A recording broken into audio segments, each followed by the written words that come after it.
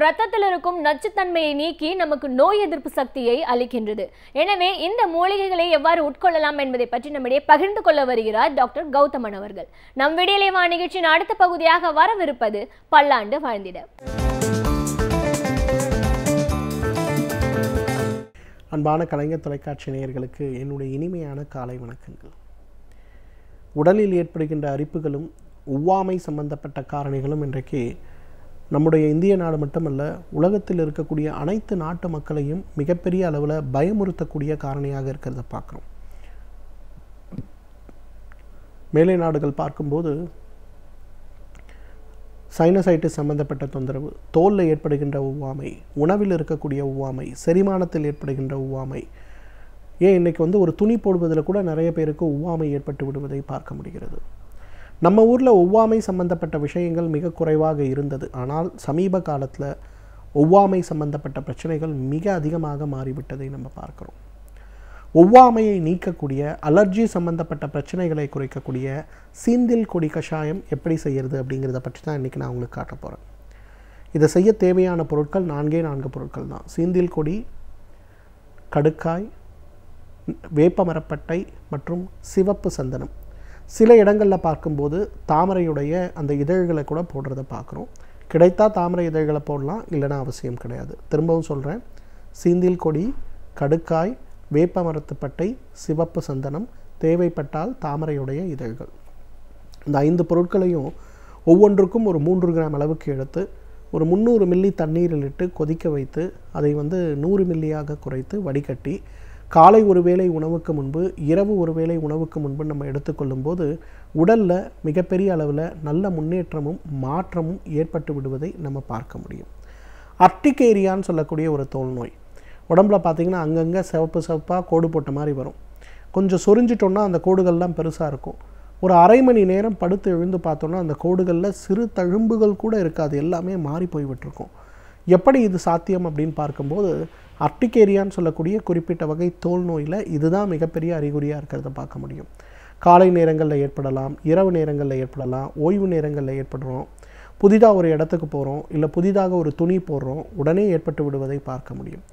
இயற்கையான முறையில் இதை எவ்வாறு குணப்படுத்தி கொள்ள முடியும் அப்படின்னு வரும்போது அதற்கு உதவி செய்யக்கூடிய அழகான ஒரு அருமருந்து தான் அந்த சீந்தில் கொடி கஷாயம். சீந்தில் கொடி, கடுக்காய், நம்ம வீட்டிலேயே இருக்கக்கூடிய கடுக்காயுடைய சூரணத்தை தாராளமாக இதற்கு உபயோகப்படுத்தலாம். சிவப்பு சந்தனம், வேப்ப மரத்துடைய பட்டை, தேவைப்பட்டால் தாமரை இதழ்கள். இந்த 5 பொருட்களையும் ஒவ்வொன்றும் ஒரு 3 கிராம் அளவுக்கு எடுத்து 300 மில்லி தண்ணீரில் இட்டு கொதிக்க வைத்து அதை 100 மில்லியாக குறைத்து வடிகட்டி காலை ஒரு முறை உணவுக்கு முன்பு, இரவு ஒரு முறை உணவுக்கு முன்புன்னு எடுத்துக்கொள்ளும் போது மிகப்பெரிய அளவில் உடலில் நல்ல மாற்றங்கள் ஏற்பட்டு விடுவதை நம்ம பார்க்க முடியும். இரண்டாவது, சோரியாசிஸ் சம்பந்தப்பட்ட பிரச்சனைகள் ஏற்படும் போது சில நேரங்களில் அந்த பேட்சில் ஏற்படுகின்ற அரிப்புகள் மிகப்பெரிய அளவில் நமக்கு பாதிப்பை ஏற்படுத்தக்கூடியதாக இருக்கும். சில நேரங்களில் அந்த பாதிப்புகளுடைய அளவு எந்த அளவுக்கு மோசமாக போகும்னா, ஒரு சீப்பை வைத்து சுரண்டி தள்ளி அந்த பேட்ச்லலாம் காயங்கள் ஆகக்கூடிய அளவுக்கு கூட சுரண்டி விடுவதை நம்ம பார்க்க முடியும். இப்போ இயற்கையான முறையில் இதை எவ்வாறு குறைத்து கொள்ள முடியும், இயற்கையான முறையில் இதை குணப்படுத்துவதற்கான வழிமுறைகள் என்ன அப்படிங்கிறத நம்ம பார்த்தோம்னா அதற்கு நமக்கு உதவி செய்யக்கூடிய அழகான அருமருந்து எதுனா இந்த சீந்தில் கொடி கஷாயம் தான். சீந்தில் கொடியிலிருந்து எடுக்கக்கூடிய சூரணம் ஒரு 3 கிராம் அளவுக்கு, வேப்ப மரப்பட்டை ஒரு 3 கிராம் அளவுக்கு, சிகப்பு சந்தனம் 3 கிராம் அளவுக்கு, கடுக்காயுடைய தோல் 3 கிராம் அளவுக்கு, தாமரை இதழ்கள் கிடைத்தால் ஒரு 3 கிராம் அளவுக்கு, அல்லது வறண்ட இதழ்கள் கிடைத்தால் கூட உபயோகப்படுத்தலாம். 3 கிராம் அளவுக்கு போட்டு நன்றாக கொதிக்க வைத்து அதை 300 மில்லி உள்ளதை 100 மில்லியாக குறைத்து 2 வேளை உணவுக்கு முன்பு எடுத்துக்கொள்ளும் போது படிப்படியாக உடலில் நல்ல மாற்றங்களும், தோல் சம்பந்தப்பட்ட பிரச்சனைகளும், தேவையற்று ஒவ்வாமையால் ஏற்படுகின்ற அலர்ஜி சம்பந்தப்பட்ட பிரச்சனைகளும் குறைந்து விடுவதை நம்ம பார்க்க முடியும். இன்றைக்கு வயிறு எரிச்சல், வயிற்று வலி, கேர்டுன்னு சொல்லக்கூடிய வயிற்றிலிருந்து உணவு குழாய் கழுத்து வரை இருக்கக்கூடிய குழல்கள் எரியக்கூடிய ஒரு பிரச்சனை. வழக்கமாக வயிற்று வலி புண்ணு இருக்கவங்களுக்கு காரமாக சாப்பிட்டா தான் வயிற்று வலி வரும். ஆனால் அந்த கேர்டுன்னு சொல்லக்கூடிய GERDன்னு சொல்லக்கூடிய கேர்டு பிரச்சனை இருக்கவர்களுக்கு பார்த்திங்கன்னா தண்ணி குடித்தா கூட அந்த இடம் எரிய ஆரம்பிக்கும். எதுவுமே சாப்பிட முடியாது, ரொம்ப மிகுந்த வருத்தத்துக்குள்ளாகிறத பார்ப்போம். அவர்களுக்கு இயற்கையான முறையில் நல்ல மருந்தாக எது உபயோகமாகும்னா இந்த சீந்தில் கொடி கஷாயம் தான். சீந்தில் கொடி 3 கிராம் அளவுக்கு, கடுக்காய் 3 கிராம் அளவுக்கு, வேப்பமரத்து பட்டை 3 கிராம் அளவுக்கு, சிகப்பு சந்தனத்துடைய சூரணம் ஒரு 3 கிராம் அளவுக்கு, தேவை இருந்தால் தாமரையுடைய இதழ்கள் ஒரு 3 கிராம் அளவுக்கு நன்றாக கொதிக்க வைங்க. 100 மில்லியாக குறைங்க, வடிகட்டுங்க. காலை ஒரு வேளை உணவுக்கு முன்பு, இரவு ஒரு வேளை உணவுக்கு முன்புன்னு சாப்பிடுங்க. ரொம்ப வேகமாகவே அது வயிற்றுக்குள் சென்று பித்தத்தை ஏற்படுத்தக்கூடிய காரணிகளை கரைத்து, உடலில் இந்த மாதிரி பாதிப்பு ஏற்படுத்தக்கூடிய காரணிகளை கரைத்து, இந்த கேர்டு சம்பந்தப்பட்ட பிரச்சனைகளும் அதனால் ஏற்படுகின்ற உபாதைகளும் அதனால் ஏற்படுகின்ற பாதிப்புகளும் படிப்படியாக குறைந்து விடுவதை நம்ம பார்க்க முடியும். ஏன்னா இன்றைக்கு மிகப்பெரிய அளவில் ஏற்படுகின்ற இந்த பாதிப்புகளுக்கு காரணம் தேவையற்று சுரக்கக்கூடிய அமிலங்களும், அந்த அமிலச் சுரப்பை அதிகப்படுத்தக்கூடிய காரணிகளும், அந்த சுரந்த அமிலங்கள் வயிற்றை விட்டு வெளியேறாமல் வயிற்றுக்குள்ளேயே தேங்கி கிடப்பதும் தான் இந்த பிரச்சனை ஏற்படுவதற்கு காரணம். இந்த மூன்றையுமே சரி செய்வதற்கு மிகப்பெரிய அளவில் நமக்கு உதவி செய்யக்கூடிய ஒரு அழகான மருந்து எது அப்படின்னு கேட்டிங்கன்னா நிச்சயமாக இந்த சீந்தில் கொடி கஷாயம்தான். செய்வது ரொம்ப ரொம்ப சுலபங்க. 5 பொருட்கள் தான் தேவை. சீந்தில் கொடி, கடுக்காயுடைய தோல், வேப்பமரத்து பட்டை, சிகப்பு சந்தனத்துடைய சூரணம், கடைசியாக கிடைத்தால் தாமரையுடைய இதழ்கள், கிடைக்கலனா பரவாயில்ல, இந்த 4 பொருளே போதும். இவையெல்லாம் ஒரு 3 கிராம் அளவுக்கு எடுத்து ஒரு 300 மில்லி தண்ணீரில் இட்டு கொதிக்க வைத்து 100 மில்லியாக குறைத்து வடிகட்டி காலை 100 மில்லி உணவுக்கு முன்பு, இரவு 100 மில்லி உணவுக்கு முன்புன்னு எடுத்துக்கொள்ளும்போது எந்த சிரமமும் இல்லாமல், எந்த பிரச்சனையும் இல்லாமல், உடலில் இருக்கக்கூடிய கழிவுகள் முறைப்படுத்தப்பட்ட வகையில் வெளியேற்றப்பட்டு உடலுடைய ஆரோக்கியத்தில் மிகப்பெரிய ஒரு முன்னேற்றம் ஏற்பட்டு விடுவதை பார்க்க முடியும். அந்த அளவுக்கு நமக்கு உதவி செய்யக்கூடிய அழகான அருமருந்துகளில் ஒன்றாக இந்த சீந்தில் கொடி கஷாயம் இருக்கிறத பார்க்க முடியும். உடலில் ஏற்படுகின்ற ஒவ்வாமை சம்பந்தப்பட்ட பிரச்சனைகள், அரிப்பு சம்பந்தப்பட்ட பிரச்சனைகள், அர்டிகேரியா சம்பந்தப்பட்ட பாதிப்புகள், வயிற்றில் ஏற்படுகின்ற எரிச்சல், வலி மற்றும் வயிற்றில் ஏற்படுகின்ற கேர்டு சம்பந்தப்பட்ட பாதிப்புகளை நீக்கக்கூடிய ஒரு அழகான அருமருந்து. இதை ஒரு மருந்தாக அல்ல, ஒரு மூலிகை தேநீராக, ஒரு உணவாக பயன்படுத்தி வந்தாலே நம்மாலும் பல்லாண்டு காலம் ஆரோக்கியமாக வாழ்ந்திட முடியும். சமூகத்தில் நடக்கும் பிரச்சனைகளை கண்டு ஒதுங்கி விடாமல் அவற்றில் நம்முடைய பங்களிப்பை நாம் எவ்வாறு அளிக்கலாம் என்பதை பற்றி நம்மிடையே பகிர்ந்து கொள்ள வருகிறார் எழுத்தாளர் மனுஷபுத்திரன் அவர்கள். நம் விடியலே வா நிகழ்ச்சியின் அடுத்த பகுதியாக வரவிருப்பது தீதும் நன்றும்.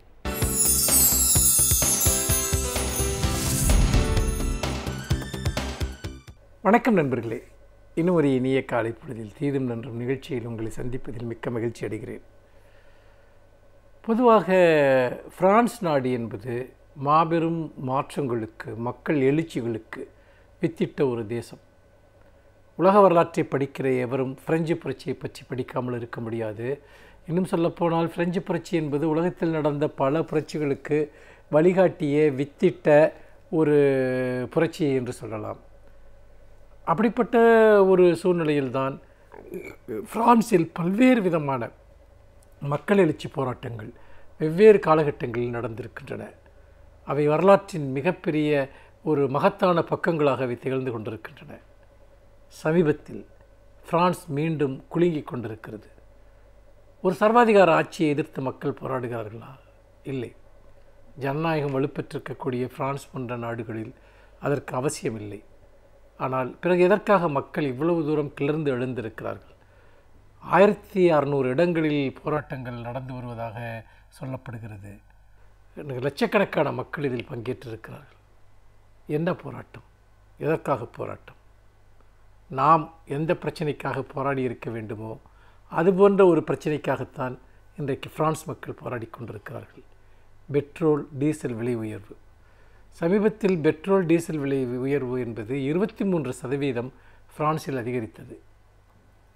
அதாவது பெட்ரோல் நம்முடைய இந்திய ரூபாய் பண மதிப்பில் 140 ரூபாய் அளவிற்கும், டீசல் இந்திய பண மதிப்பில் 120 ரூபாய் அளவிற்கும் அங்கு விலை உயர்ந்திருக்கிறது. மக்கள் கொதித்து எழுந்து விட்டார்கள். எப்படி இந்த விலையை கொடுக்க முடியும்? எப்படி மக்களால் வாழ்க்கை நடத்த முடியும்? பெட்ரோல் பொருளுடைய விலை உயர்ந்தால் அந்த பொருளுடைய விலை மட்டும் உயராது, எல்லா பொருளுடைய விலையும் உயரும். விலை உயர்ந்தால் என்னவாகும்? மக்களுடைய வாங்கும் சக்தி குறையும். வாங்கும் சக்தி குறைந்தால் மக்களுடைய வாழ்க்கை தரம் குறையும். மிகப்பெரிய அளவிற்கு மக்களுடைய வாழ்க்கை தரத்தை பாதிக்கக்கூடிய இந்த முடிவிற்கு எதிராகத்தான் மக்கள் இன்று பெரும் கிளர்ச்சியில் அங்கு இறங்கி இருக்கிறார்கள்.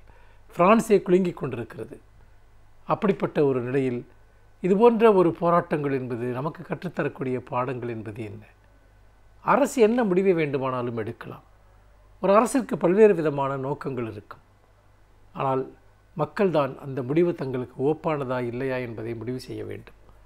ஒரு மிகப்பெரிய அளவிற்கு ஜனநாயக எழுச்சிகள் நடைபெறுகிற போது, எதிர்ப்புகள் எழுகிற போது உண்மையிலேயே அதற்கு செவிசாய்க்க வேண்டிய நிர்பந்தம் அரசிற்கு ஏற்படுகிறது. இந்த போராட்டத்தை பார்க்கிற போதுதான் இந்தியா எப்படி இருக்கிறது என்பதை நாம் பார்க்க வேண்டும். கடந்த ஓராண்டில் கிட்டத்தட்ட 20% மேல் பிரான்சில் நடந்தது போன்றே இந்தியாவிலும் பெட்ரோலிய பொருட்களுடைய விலை அதிகரித்திருக்கிறது. ஆனால் இந்தியாவில் எங்காவது லாரி ஓட்டுநர்கள் போன்றவர்கள் நடத்துகிற போராட்டத்தை தவிர எங்காவது ஏதாவது போராட்டங்கள் நடந்ததா என்பதை சிந்தித்து பார்க்க வேண்டும். ஒவ்வொரு கடைசி மனிதனையும் பாதிக்கக்கூடியதாக இந்த பெட்ரோலிய பொருட்களுடைய விலையேற்றம் இருந்தது. இப்பொழுது ஒப்புக்கு ₹1 2 என்கிற அளவில் இந்த விலைக்குறைவு ஏற்பட்டிருக்கிறது. ஆனால் ஒட்டுமொத்தமாக ஏற்றிருக்கக்கூடிய இந்த விலையேற்றம் என்பது கடுமையானது. இந்த விலை குறைப்பு கூட 5 மாநிலங்களில் தேர்தல் நடப்பதை ஒட்டித்தான் நடந்து கொண்டிருக்கிறது என்று அரசியல் நோக்கர்கள் சுட்டிக்காட்டுகிறார்கள். அப்படிப்பட்ட நிலையில் தேர்தல் முடிந்ததும் மீண்டும் கடுமையான விலையேற்றம் பெட்ரோலிய பொருட்களுக்கு இருக்கப் போகிறது என்று சொல்கிறார்கள். இந்த பெட்ரோலிய பொருட்கள் இந்த அளவிற்கு இந்தியாவில் உயர்ந்ததன் காரணமாக மிக கடுமையான விலைவாசி ஏற்றம் என்பது எல்லா பொருட்களுக்கும் ஏற்பட்டிருக்கிறது. இப்படி எல்லா பொருட்களும் விலையேற்றத்தின் காரணமாக நான் ஏற்கனவே குறிப்பிட்டது போல நடுத்தர மக்களும் ஏழை மக்களும் கடும் ஒரு இன்னலை சந்தித்து கொண்டிருக்கிறார்கள், ஒரு பேரவலத்தை சந்தித்து கொண்டிருக்கிறார்கள். ஆனால் இந்தியா ஏன் மௌனமாக இருக்கிறது என்பதுதான் முக்கியமான கேள்வி. பல சமயங்களில் ஆட்சியாளர்கள் என்ன நினைக்கிறார்கள் என்று சொன்னால், நாம் இந்த நாட்டு மக்களின் மீது எவ்வளவு பெரிய சுமையை ஏற்றி வைத்தாலும், எவ்வளவு பெரிய நெருக்கடியை கொடுத்தாலும் மக்கள் மௌனமாக தாங்கிக் கொள்வார்கள் என்று நினைக்கிறார்கள். ஏன் பணமதிப்பு நீக்கத்தை விட ஒரு கொடுமை நிகழ்ந்து விட முடியுமா? அதிலிருந்து இன்றைக்கும் கூட இந்தியா வெளிவர முடியவில்லையே. இந்த நாட்டினுடைய முதன்மையான பொருளாதார அறிஞர்கள் எல்லாம் இன்றைக்கும் கூட மனம் கசந்து புலம்பிக் கொண்டிருக்கிறார்களே, இது ஒரு மிகப்பெரிய பேரழிவு என்று. எத்தனை லட்சம் பேர் வீதிக்கு வந்தார்கள், நடுத்தருவுக்கு வந்தார்கள், எவ்வளவு தொழில்கள் அழிந்து போயின, எவ்வளவு பேருக்கு வேலை வாய்ப்புகளை எவ்வளவு பேர் இழந்தார்கள், லட்சம் மக்கள் வேலை வாய்ப்பு இழந்தார்கள்.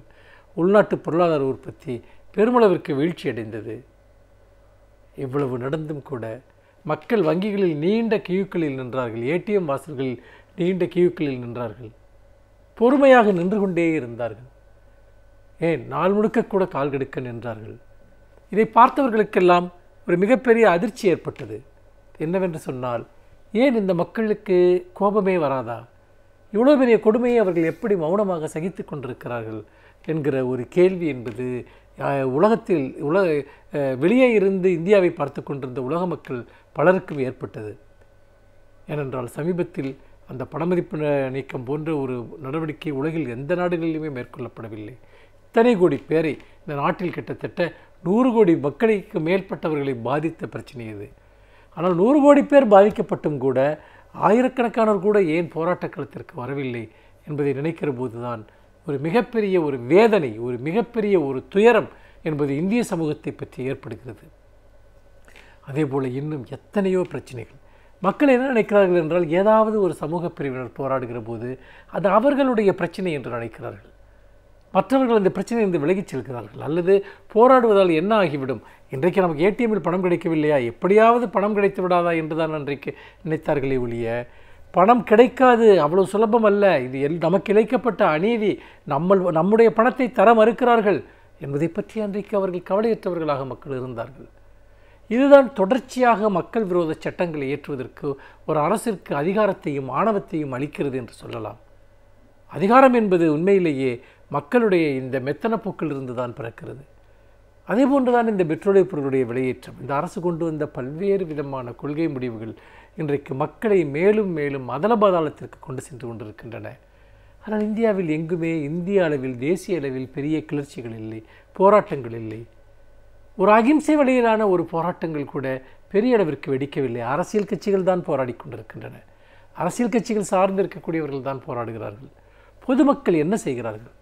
அவர்கள் இன்னொரு தேர்தல் வருகிற வரைக்கும் மௌனமாக காத்திருப்பார்கள். இது எந்த விதத்தில் நியாயம்? இது எப்படி ஒரு அரசிற்கு ஒரு அழுத்தத்தை ஏற்படுத்தும்?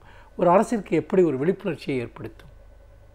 அதாவது நீங்கள் எல்லா விஷயத்திற்கும் போராட வேண்டும் என்பதில்லை. ஆனால் உங்கள் வாழ்க்கையினுடைய அடிப்படையான உயிராதாரான போராட்டத்திற்கு கூட மக்கள் தெருக்களுக்கு வர மறுக்கிறார்கள் என்பது அதிகாரத்தில் இருப்பவர்களுக்கு உற்சாகம் அளிக்கிறது, அதிகாரத்தில் இருப்பவர்களுக்கு ஊக்கம் அளிக்கிறது. இன்னும் சொல்லப்போனால் இது அதிகாரத்தில் இருப்பவர்கள் எடுக்கக்கூடிய மோசமான முடிவுகளுக்கு இது துணை போகிற ஒரு செயல். இது தேசிய அளவில் மட்டுமல்ல, தமிழக அளவிலும் கூட மிகப்பெரிய அளவிற்கு ஒரு ஊழல் மலிந்த ஆட்சி நடந்து கொண்டிருக்கிறது. மக்கள் விரோத ஆட்சி நடந்து கொண்டிருக்கிறது. மக்களின் நலன்களின் மீது எந்த அக்கறையுமற்ற ஒரு சுரண்டல் ஆட்சி நடைபெறுகிறது. ஆனால் எங்காவது மக்கள் வீதிக்கு வருகிறார்களா என்று பார்த்தால் நிச்சயமாக இல்லை. இதை நாம் எப்படி புரிந்து கொள்வது? இந்த நிலை தொடர்ந்தால் ஒரு கட்டத்தில் இந்த மக்களுக்கு இப்படிப்பட்ட ஆட்சியாளர்களே போதும் என்கிற ஒரு எண்ணம் அனைவருக்கும் உருவாகிவிடும் என்பதை மறந்து விடாதீர்கள். மீண்டும் இன்னும் ஒரு புதிய சிந்தனையோடு உங்களை சந்திக்கிறேன். நன்றி, வணக்கம். பல்வேறு துறைகளில் பல சாதனைகளை படைத்தவர்கள் வல்லுநர்கள். அவர்களுடைய அனுபவங்களை நம்முடன் பகிர்ந்து கொள்ளும் போது அது நமக்கு சிறந்த தூண்டுகோலாக அமைகின்றது. அந்த வகையில் இன்றைய சிறப்பு விருந்தினர் யார் என்பதை பற்றியும் அவர்கள் என்ன செய்திகளை நம்முடன் பகிர்ந்து கொள்ளப் போகிறார்கள் என்பதையும் பார்க்கலாம். நாம் விடியலே வா நிகழ்ச்சியின் அடுத்த பகுதியாக வரவிருப்பது சிறப்பு விருந்தினர் பகுதி.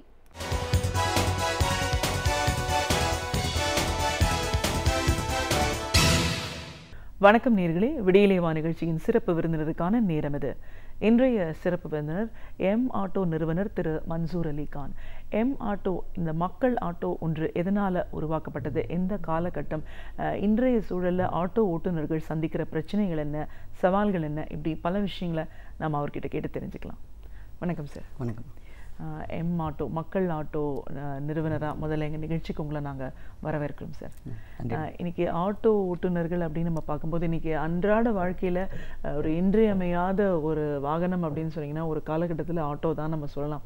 இன்னைக்கு நிறைய பன்னாட்டு நிறுவனங்கள் வந்து வேறு வேறு விதமான களங்களில் நம்ம பயணப்பட்டாலும் ஒரு குறிப்பிட்ட காலம் வரைக்கும் எவ்ரி டே வந்து மக்களோட ரொம்ப இணைஞ்சு இருந்த ஒன்றுனா ஆட்டோவை சொல்லலாம். ஒரு சிறப்பான பணியை ஆட்டோ ஓட்டுநர்கள்லாம் செஞ்சுட்டு இருந்தாங்கன்னு கூட சொல்லலாம். ஆனால் அதில் நிறைய அந்த டைம்லேயும் நிறைய பிரச்சனைகளை நம்ம சந்திச்சுட்டு இருக்கோம். அப்படின்னாலும் ஒரு வாழ்வாதாரம் சார்ந்த ஒரு பிரச்சனையில் இன்றைக்கி பன்னாட்டு நிறுவனங்களோட வந்துட்டதுனால இந்த துறை எவ்வளோ தூரம் பாதிக்கப்படுது, அவங்க சந்திக்கிற பிரச்சனைகள் என்ன, நீங்கள் இப்படி மக்கள் ஆட்டோ என்ற ஒன்று எதனால் உருவாக்குனீங்க, இதன் மூலமாக என்ன மாதிரியான ஒரு ஒழுங்குமுறையெல்லாம் ஏற்படுத்துறதுக்கான ஒரு வாய்ப்பு இருக்குது, இப்படி பல விஷயங்களை நம்ம இந்த நிகழ்ச்சியில் முழுமையாக பேசணும்.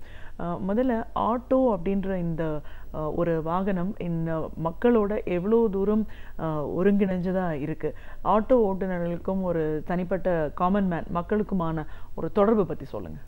ஆக்சுவலாக இந்த ஆட்டோ அப்படின்னு பார்த்தீங்கன்னா நம்ம மக்களோட இன்றியமையாத தேவையில் ஒன்றாயிடுச்சு. இந்தியாவோட செகண்ட் மாஸ் டிரான்ஸ்போர்ட் அப்படின்னா ஆட்டோ தான்.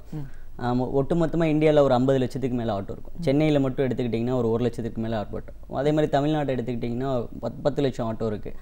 இன்றைக்கி கவர்மெண்ட் பஸ் வந்து பார்த்திங்கன்னா கம்மியாக தான் இருக்குது. சென்னையில் எடுத்துக்கிட்டிங்கன்னா ஒரு 4500 பஸ்லேருந்து 5000 பஸ்ஸு தான் இருக்கும். ஸோ மக்களுடைய இன்றியமையாத தேவை, எல்லா போக்குவரத்து தேவையும் பூர்த்தி பண்ணுற இடத்துல இந்த 3 சக்கர ஆட்டோ தான் இருக்குது. இந்த ஆட்டோ மக்களுடைய தேவைகளில் தவிர்க்க முடியாத ஒரு சக்தியாக இன்றைக்கி இருக்குது. அப்படி இந்த ஆட்டோ துறை அப்படின்னு பார்த்தீங்கன்னா இன்றைக்கி அது அன்ஆர்கனைஸ்டாக இருக்குது. இது ஆர்கனைஸ் பண்ணப்படலை. ஸோ இதை வந்து அரசாங்கம் ஆர்கனைஸ் பண்ணணும். ஸோ இந்த துறை வந்து இன்றைக்கி ரொம்ப பன்னாட்டு நிறுவனங்களால் ரொம்ப கேள்விக்குறியாக இருக்குது. இன்றைக்கி ஆட்டோ டிரைவருடைய வாழ்வாதாரம் ரொம்ப பாதிக்கப்பட்டிருக்கு. இதை நம்பி பார்த்திங்கன்னா ஒரு 10 லட்சம் குடும்பங்கள் சென்னையில் மட்டுமே இருக்குது. தமிழ்நாடு ஃபுல்லாக எடுத்துகிட்டிங்கன்னா லட்சக்கணக்கான குடும்பங்கள் இருக்காங்க.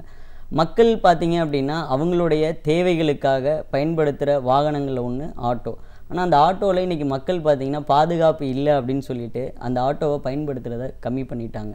இன்றைக்கி கால் டாக்ஸி நிறுவனங்கள் ஆதிக்கத்தினால இந்த ஆட்டோ தொழில் சுத்தமாகவே அழிஞ்சு போயிடுச்சு. அந்த தொழில் வந்து மக்கள் ஆட்டோவை இப்போ பயன்படுத்துகிறாங்களான்னு கேட்டிங்கன்னா இப்போ ஆட்டோவை அவ்வளோவா பயன்படுத்துகிறதே கிடையாது. எல்லாருமே வந்து மொபைல் எடுத்து மற்ற பன்னாட்டு நிறுவனங்களுடைய இதை தான் பயன்படுத்திகிட்டு இருக்காங்க. காசு கம்மியாக இருக்குது, கூப்பிட்ட உடனே வீட்டுக்கு வராங்க அப்படின்னு சொல்லிட்டு. ஸோ இந்த ஆட்டோ இன்றைக்கி வந்து மக்களுக்கும் ஆட்டோவுக்குமான ஒரு தொடர்பு இடைவெளி வந்து ரொம்ப பெருசாகிடுச்சு. ஓகே. ஸோ இப்போ இந்த நிறுவனங்கள்லாம் வந்ததுனால இடைவெளி பெருசாக இருக்குது அப்படின்னு சொல்லியிருக்கீங்க. இதன் வருகைக்கு முன்னாடி வரைக்கும் ஆட்டோ ஒரு இம்பார்ட்டண்ட் டிரான்ஸ்போர்ட் இதுன்னு சொல்லலாம். பஸ் இந்த டிரான்ஸ்போர்ட்டை தாண்டி பஸ்ஸுக்கு அப்புறம் நெக்ஸ்ட் இருந்தது ஆட்டோ அப்படின்னு நம்ம சொல்லலாம். இப்போது அதில் ஒரு ஃபேர் அதை நிர்ணயம் பண்ணணும், கட்டணம், இது இந்த இடத்துக்கு இவ்வளோ தான் அப்படிங்கிற இந்த ஒழுங்குமுறை இப்படிலாம் அதில் நிறைய பிரச்சனைகள் இருந்ததை பார்க்குறோம். அவங்க நம்மளோட அணுகுமுறையும் சரியான விதத்தில் இல்லை. ஒரு ஆட்டோ டிரைவர்ஸ் நம்மளை பார்த்து இப்படி தான் அப்படிங்கிற லெவலில் போன ஒரு காலமும் நம்ம தாண்டி வந்திருக்கோம். உண்மையிலே இதெல்லாம் வந்து ஸ்ட்ரீம்லைன் பண்ண வேண்டிய அவசியம் என்ன இருக்குது? பாதிப்புனா யாருக்கெல்லாம் பாதிப்பு வரும்? ஆக்சுவலாக இதில் பாதிப்பு அப்படின்னு பார்த்தீங்க அப்படின்னா ஆட்டோ டிரைவர் நிறையா, அதாவது நீங்கள் சொன்ன மாதிரி முன்னாடி ஆட்டோனாலே ரொம்ப மக்களும் சரி ரொம்ப ஒரு ஒரு மாதிரியாக தான் பார்த்தாங்க. ஆட்டோ டிரைவர் மரியாதை கொடுக்க மாட்டாங்க, கூப்பிட்ட இடத்துக்கு வரமாட்டாங்க, பேரம் பேசுவாங்க, 50 ரூபா கொடுத்து போக வேண்டிய இடத்துக்கு 100 ரூபா கேட்பாங்க, 150 ரூபா கேட்பாங்க. இந்த மாதிரியான பிரச்சனைகள் எல்லாமே இருந்தது. இதை ஒழுங்குமுறைப்படுத்துறதுக்கு சரியான நிறுவனங்கள் எதுவுமே இன்ன வரைக்கும் கிடையாது. ஸோ இந்த ஆட்டோ தொழில் அப்படின்றத வந்து எல்லாரும் எப்படி பார்க்குறாங்க அப்படின்னா, ஒரு ஆட்டோக்காரன் அப்படின்னாலே அதை சமுதாயத்தில் ஒரு ரொம்ப கேவலமான ஒரு விஷயமாக தான் இன்றைக்கி மக்களும் பார்க்குறாங்க. அந்த நிலையை மாற்றணும். ஏன்னா ஆட்டோ டிரைவரை பொறுத்த வரைக்கும் பார்த்தீங்கன்னா நிறைய பேர் படிக்காதவங்க தான் ஆட்டோ ஓட்டுறாங்க. ஸோ ஒரு ஆட்டோவை எடுத்துக்கிட்டிங்கன்னா நம்ம எல்லாருமே வந்து வெறும் அது ஆட்டோ டிரைவர் மேலே இருக்க நிறைய மிஸ்டேக்ஸ் சொல்கிறோம். அவங்களுக்கு பின்னாடி குடும்பங்கள் இருக்குது. அந்த 3 சக்கரம், அதாவது இது ஒரு சுதந்திரமான தொழில். ஒரு வீட்டில் அவங்களுக்கு தேவையான அன்றாட தேவைகளை பூர்த்தி பண்ணுறதுக்கு அவன் அன்றைக்கி போய் ஆட்டோ ஓட்டிகிட்டு வந்தால் தான் அவங்களுடைய தேவைகள் பூர்த்தி ஆகும். ஸோ இதன் ஒழுங்குமுறைப்படுத்த வேண்டிய கட்டாயத்தில் தான் நம்ம இருக்கோம். எப்படின்னு கேட்டிங்கன்னா, இந்த சென்னையில் ஓடுற ஆட்டோக்களுடைய ஒரு நாள் வருமானம் மட்டும் பார்த்திங்கன்னா கிட்டத்தட்ட ஒரு 5 கோடி ரூபாய்க்கு மேலே இருக்கும். இந்த 1 லட்சம் இருக்க ஆட்டோக்கு மேலே. ஸோ இதை வந்து அரசாங்கம் தான் ஒரு ஒழுங்குமுறைப்படுத்தப்படணும். ஆக்சுவலாக இதுக்குன்னு ஒரு தனி நலவாரியம் அமைச்சு இந்த ஆட்டோ தொழிலாளர்களுடைய பிரச்சனைகள் என்ன, அவங்களுக்கு என்னென்ன தேவைகள் இருக்குது, அவங்களுடைய வருமானத்தை எப்படி கொண்டு வரது அப்படின்றத வந்து, ஏன்னா இதில் வால்யூம் ஆஃப் பிஸ்னஸ் ஜாஸ்தியாக இருக்குது, நிறைய மக்கள் இதில் வந்து பயன்பாடு அதிகமாக இருக்குது. ஆட்டோ டிரைவரும் எண்ட் ஆஃப் த டே மக்கள் தான். ஸோ அவங்களுக்கும் குடும்பம் இருக்குது. ஸோ இவங்க எல்லாத்தையும் சரி பண்ணணும் அப்படின்னா அதுக்கு அரசாங்கம் முன்னாடி வரணும். 2013 மீட்டர் கட்டணத்தை நம்ம ஆட்டோன்னு ஒரு நிறுவனத்தின் மூலமாக நாங்கள் கொண்டு வந்தோம். அதுக்கப்புறம் பார்த்தீங்கன்னா இன்னைக்கு கிட்டத்தட்ட 5 வருஷம் ஆச்சு. அப்போது பார்த்தீங்கன்னா 2013 1.8க்கு 25 ரூபா, அடிஷ்னல் கிலோமீட்டருக்கு 12 ரூபான்னு கொண்டு வந்தாங்க அரசாங்கம். ஸோ அதுக்கப்புறம் இன்றைக்கி 5 வருடம் இடைவெளி ஆகிடுச்சு. இந்த 5 வருஷத்தில் விலைவாசி எல்லாமே உயர்ந்துருச்சு. இந்த டைமில் கால் டாக்ஸிகளோட ஆதிக்கமும் வந்துடுச்சு. இந்த டைம்லையும் பார்த்தீங்கன்னா அரசு அதை ஒழுங்குமுறைப்படுத்துகிற முயற்சிகளை இன்னும் இறங்கவே இல்லை. ஸோ அந்த டைமில் 2013 மீட்டர் கட்டணத்தை கொண்டு வந்து ஒழுங்குமுறைப்படுத்தி அது ஒரு 6 மாதம் நல்லா போயிட்டு இருந்தது. அந்த ஆட்டோ தொழிலும் மறுசீரமைப்புக்கு தயாராச்சு. பட் இன்றைக்கி அந்த சூழ்நிலை இருக்கான்னு கேட்டால் கிடையாது. ஸோ அதனால் ஆட்டோ டிரைவர் என்ன பண்ணிட்டாங்க, ஒரு விஷயத்தை இம்ப்ளிமெண்ட் பண்ணாங்க கவர்மெண்ட், திரும்ப அதை கிடப்பில் போட்ட உடனே ஆட்டோ டிரைவரும் பழையபடி மீட்டர் கட்டணத்தை விட்டுட்டு பேரம் பேசுகிற ஒரு சூழ்நிலைக்கு தள்ளப்பட்டுட்டாங்க. இன்றைக்கும் இந்த இண்டஸ்ட்ரி வந்து ஒரு அன்ஆர்கனைஸ்டாக தான் இருக்குது. அதை மாற்ற வேண்டிய முயற்சியில் வந்து அரசு நிறைய கவனம் செலுத்த வேண்டும். இப்போது நிறைய இந்தியா முழுவதுமே ஆட்டோ அப்படின்ற ஒன்று இருக்கிறத நம்ம பார்க்குறோம். மற்ற மாநிலங்களோடு ஒப்பிட்டு பார்க்கும்போது தமிழ்நாட்டில் மட்டும்தான் இந்த ஒழுங்குமுறை, இந்த பிரச்சனைகள்லாம் மிக அதிகமாக நம்ம பார்க்குறோம். மீட்டர் இல்லாமல் ஓட்டின காலம் நம்ம பார்த்துருக்கோம். ஃபிக்ஸ் பண்ணுற, அவங்களே ஃபிக்ஸ் பண்ணுற ரேட்டுன்னு. மீட்டரே இருந்தால் கூட அவங்க சொல்கிற ரேட்டில் தான் போகிறோம். இதை மற்ற ஸ்டேட்டில் பார்க்கும்போது மீட்டர் ரேட்டுக்கு மேலே பேலன்ஸை கூட திருப்பி கொடுக்குற ஒரு சூழல் இருக்குது. தமிழ்நாட்டில் மட்டும் ஏன் அந்த மாதிரி ஒன்று இல்லை? ஆக்சுவலாக நீங்கள் சொன்னது வாஸ்தவம், ஏற்றுக்கொள்ள வேண்டியது தான். பாம்பே மாதிரி ஊரில் எல்லாம் எடுத்து பாம்பே, பெங்களூர் இந்த மாதிரியான நிறையா ஸ்டேட்ல எல்லாம் ஆட்டோ டிரைவர் வந்து சில்லறையை திருப்பி கொடுத்துருவாங்க. ஏன்னா அங்கெல்லாம் ஸ்ட்ரீம் லைன் பண்ணியிருக்காங்க. அரசாங்கம் வந்து அந்த ஆட்டோ துறையில் நிறைய கவனம் செலுத்தியிருக்காங்க. டெல்லியிலலாம் எடுத்துக்கிட்டிங்கன்னா டிம்ஸ்ன்னு சொல்லிட்டு ஒரு அமைப்பை கவர்மெண்ட்டே உருவாக்கி அதில் வந்து ஆட்டோவை வந்து ஸ்ட்ரீம் லைன் பண்ணி அந்த ஆட்டோ டிரைவர் மேலே எந்த புகார்கள் வந்தாலும் உடனடியாக நடவடிக்கை எடுக்கிறது. அந்த வண்டி எப்சி பண்ணவே முடியாது. ஸோ இந்த மாதிரி நிறைய ஸ்டேட் வந்து இந்த ஆட்டோ தொழிலை ஒரு சீரமைப்பில் கொண்டு வந்திருக்காங்க. அதாவது அண்டர் அவங்க கண்ட்ரோலில், கண்காணிப்புக்குள்ளே கொண்டு வந்திருக்காங்க. நம்ம ஸ்டேட்டில் ஒரு 15 வருஷமாக மீட்டரே போடலை. கிட்டத்தட்ட இந்தியாவோட 50 ஆண்டு கால பாரம்பரியத்தில் ஆட்டோ ஒன்று. பட் அதை நம்ம யாருமே கண்டுக்கவே இல்லை. ஆட்டோனாலே ஒரு மாதிரியாக கேவலமாக பார்க்குறதும், ஆட்டோ டிரைவர்னாலே கேவலமாக பார்த்து அதை யாரும் கண்டுக்கல. சாக்கடைன்னு சொல்லி சுத்தம் பண்ணாமல் விட்டுற முடியாதுன்ற மாதிரி யாருமே அதை இறங்கி சுத்தம் பண்ணுறதுக்கு முன்னாடி வரல. யாரும் அவங்கள எஜுகேட் பண்ணி மீட்ரு போடுங்க, மக்களுக்கு சேவை பண்ணுங்க. இந்த ஆட்டோ தொழில்ன்றது ஒரு சேவை செய்யக்கூடிய ஒரு தொழில், மக்களுக்கான ஒரு சேவை. என்னதான் மக்கள் பணம் கொடுத்தாலும் அந்த ஆட்டோக்காரங்களுக்குன்னு ஒரு சின்ன மனிதாபிமானங்கள் நிறையா இருக்குது. நீங்கள் நிறையா பார்த்தீங்கன்னா ஒருத்தன் அடிபட்டு கிடந்தாலும் முதல்ல ஆட்டோக்காரன் தான் தூக்கிட்டு போய் வைக்கிறதுலேருந்து நிறைய உதாரணங்கள் நம்ம சொல்லிகிட்டே வரலாம். முதல்ல ஆட்டோக்காரவங்களுக்கு மரியாதை கொடுத்தது அப்துல் கலாம் ஐயா தான். ஆட்டோக்காரன் வந்து ஆட்டோக்காரன் அழைக்காதீங்க அப்படின்னு சொல்லிட்டு. ஸோ அவங்க சமுதாயத்தில் அவங்களுக்கான சரியான வழிகாட்டுதல் கிடையாது. ஸோ அவங்களுக்கான மரியாதையை கொடுக்க மக்களும் தயாராக இல்லை. அதை வந்து ஆட்டோ டிரைவர் எப்படி மக்கள்கிட்ட வெளிப்படுத்துறதுன்னு தெரில. ஸோ அதனால் இந்த மீட்டருக்கும் மக்களுக்கும் உள்ள தொடர்பும் ரொம்ப ஜாஸ்தியாகிடுச்சு, ஆட்டோ டிரைவருக்கும் ஜாஸ்தியாகிடுச்சு.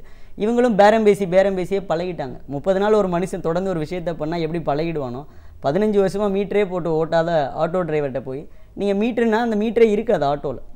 ஸோ அப்போ அதுக்கான ஒரு முயற்சியை நம்ம எடுக்கணும். முயற்சி எடுத்து மீட்டர் போட்டு ஓட்டுங்க, உங்களுக்கான சலுகைகள் இவ்வளோ இருக்குது, நீங்கள் ஒரு நாளைக்கு மீட்டர் போட்டு ஓட்டினா சராசரி ஒரு ஆட்டோ தொழிலாளி 1000 ரூபாய் சம்பாதிக்க முடியும். அதை அவங்களுக்கு சொல்லி புரிய வைக்கிறதுக்கான ஆட்கள் யாரும் இங்கே கிடையாது. எந்த பன்னாட்டு நிறுவனங்கள் இன்றைக்கி வந்தாலும் பன்னாட்டு நிறுவனங்களுடைய சலுகையிலையும் அவங்களுடைய அந்த ஆஃபர்லேயும் தான் மக்களும் சரி ஆட்டோ டிரைவரும் சரி போய் விழுகிறாங்களோ ஒழிஞ்சு அதுக்கு பின்னாடி இருக்க சதிகளை பற்றி அவங்களுக்கு தெரியல. அந்தளவுக்கு தான் அவங்களுக்கு நாலேஜ் இருக்குது. இப்போ பார்த்தீங்கன்னா ஒரு ஆட்டோ ஓட்டும்போது நம்ம வந்து சொல்கிறோம் மீட்ரு போட்டு ஓட்டுங்கன்னு சொல்லி, பட் ஆனால் ஆட்டோ டிரைவர் மீட்ரு போட்டு ஓட்ட தெரில, தயாராக இல்லை. ஆனால் அதே நேரத்தில் பன்னாட்டு நிறுவனங்கள்கிட்ட போயிட்டு மொபைல் மூலமாக அந்த சேவை அளிக்கிறதுல போய் அவங்க சேர்றாங்க. ஸோ அங்கேயும் பார்த்தீங்கன்னா கிலோமீட்டர் ரேட் ஃபிக்ஸ் பண்ணி தான் ஆட்டோ டிரைவருக்கு கொடுக்குறாங்க. தன்னுடைய சொந்த வருமானத்தில், அதாவது தன்னோட பணத்தில் பெட்ரோல் போட்டு வண்டியை இயக்கி அதுக்கான காசு வந்து ஆஃபர்னு கஸ்டமருக்கு கொடுக்குறாங்க. ஒவ்வொரு நிறுவனத்துலேயும் 25 ரூபா கமிஷன் ஒவ்வொரு சவாரிக்கும். அது மட்டும் இல்லாமல் கமிஷன் பேசிஸ்லையும் எடுக்கிறாங்க. இதெல்லாம் அவங்க கையிலேருந்து கொடுக்குறாங்களான்னு பார்த்தா கையிலேருந்து கொடுக்கல. இந்த ஆட்டோ தொழிலாளியுடைய வருமானத்திலிருந்து, அதாவது அவங்க ஒரு சவாரி 100 ரூபாய் 200 ரூபாய்க்கு போகிறதுலேருந்து பிடித்தம் செஞ்சு அதுலேருந்து தான் கஸ்டமருக்கான ஆஃபரே அவங்க கொடுக்குறாங்க. அதை கூட அவங்களுக்கு கணக்கு பண்ண தெரியாத சூழ்நிலை தான் இன்றைக்கி ஆட்டோ டிரைவரோட சூழ்நிலை, ஒவ்வொரு ஆட்டோ டிரைவரோட சூழ்நிலை. ஸோ இந்த தொழிலை பொறுத்த வரைக்கும் சீரமைக்கணும் அப்படின்னா, மீட்டர் திரும்ப கொண்டு வரணும் அப்படின்னா இந்த ஆட்டோ தொழிலாளிக்கான புரிதல்களை நிறையா கொண்டு வரணும். இன்றைக்கி பன்னாட்டு நிறுவனங்கள் இங்கே வர ஆரம்பிச்சிட்டாங்க. சக்ஸஸ்ஃபுல்லாக அவங்கள எஸ்டாப்ளிஷ் பண்ணி இன்றைக்கி பயணப்பட்டு இருக்கிறத நம்ம பார்க்குறோம். இந்த ஒரு சூழலில் ஆட்டோ ஓட்டுநர்களோட நிலை எப்படி இருக்கும்? இதில் இணைக்காமல் ஆட்டோ மட்டுமே ஒரு முக்கியமான ஒரு தொழிலாக கொண்டு இருக்கிறவங்களுக்கான வாய்ப்புகள் எப்படி இருக்குது? ஆக்சுவலாக இன்றைக்கி பார்த்தீங்கன்னா இந்த பன்னாட்டு கம்பெனிகளுடைய வருகையினால் ஆட்டோ தொழில் சுத்தமாக அழிஞ்சிருச்சு.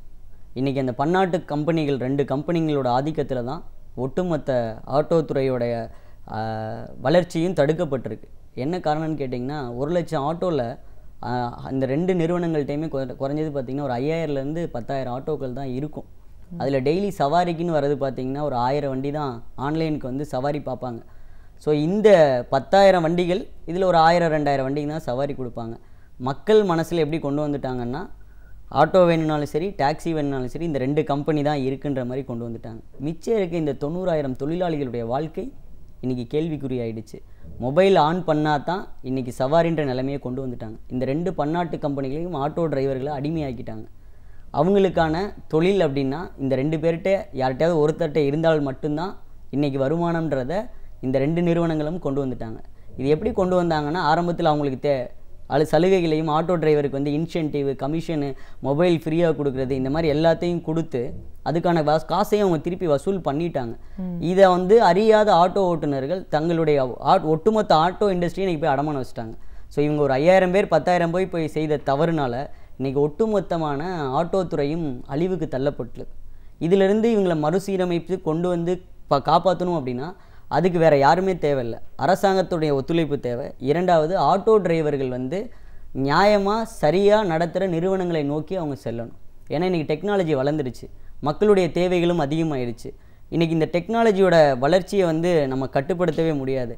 இன்றைக்கி எல்லாருமே வந்து வீட்டில் இருந்தபடியே எல்லாமே கிடைக்கணும்னு நினைக்கிறோம். அதே மாதிரி தான் இப்போ ஆட்டோவையும் எதிர்பார்க்க ஆரம்பிச்சிட்டாங்க.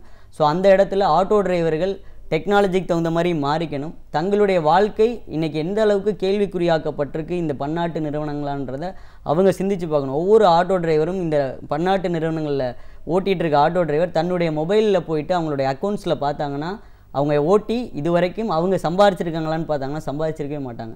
கமிஷனாக கொடுத்துருப்பாங்க. கால்குலேஷன் பண்ணி பார்த்தா நார்மலாக அவன் மீட்ரு போட்டு சாதாரண ஒரு மீட்டர் ஆட்டோவை வந்து ரோட்டில் மக்களுக்கு சேவை பண்ணியிருந்தாலே வீட்டுக்கு அவங்களுக்கு தேவையான பணத்தை எடுத்துகிட்டு போயிருக்கலான்றது அதுக்கப்புறம் தான் அவங்களுக்கு தெரியும்.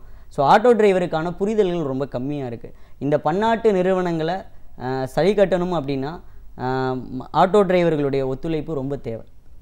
அவங்க மீட்டர் போட்டு இயக்குனால் மட்டும்தான் திரும்பவும் கால் டாக்ஸிகளுக்கு போன பிஸ்னஸ். இன்றைக்கி கால் டாக்ஸியோட வளர்ச்சி வந்து ரொம்ப அசுர வேகத்தில் வளர்ந்துருச்சு. இது எங்கேருந்து இந்த வளர்ச்சி வந்தது அப்படின்னா இந்த ஆட்டோ டிரைவர்னால தான் வந்தது.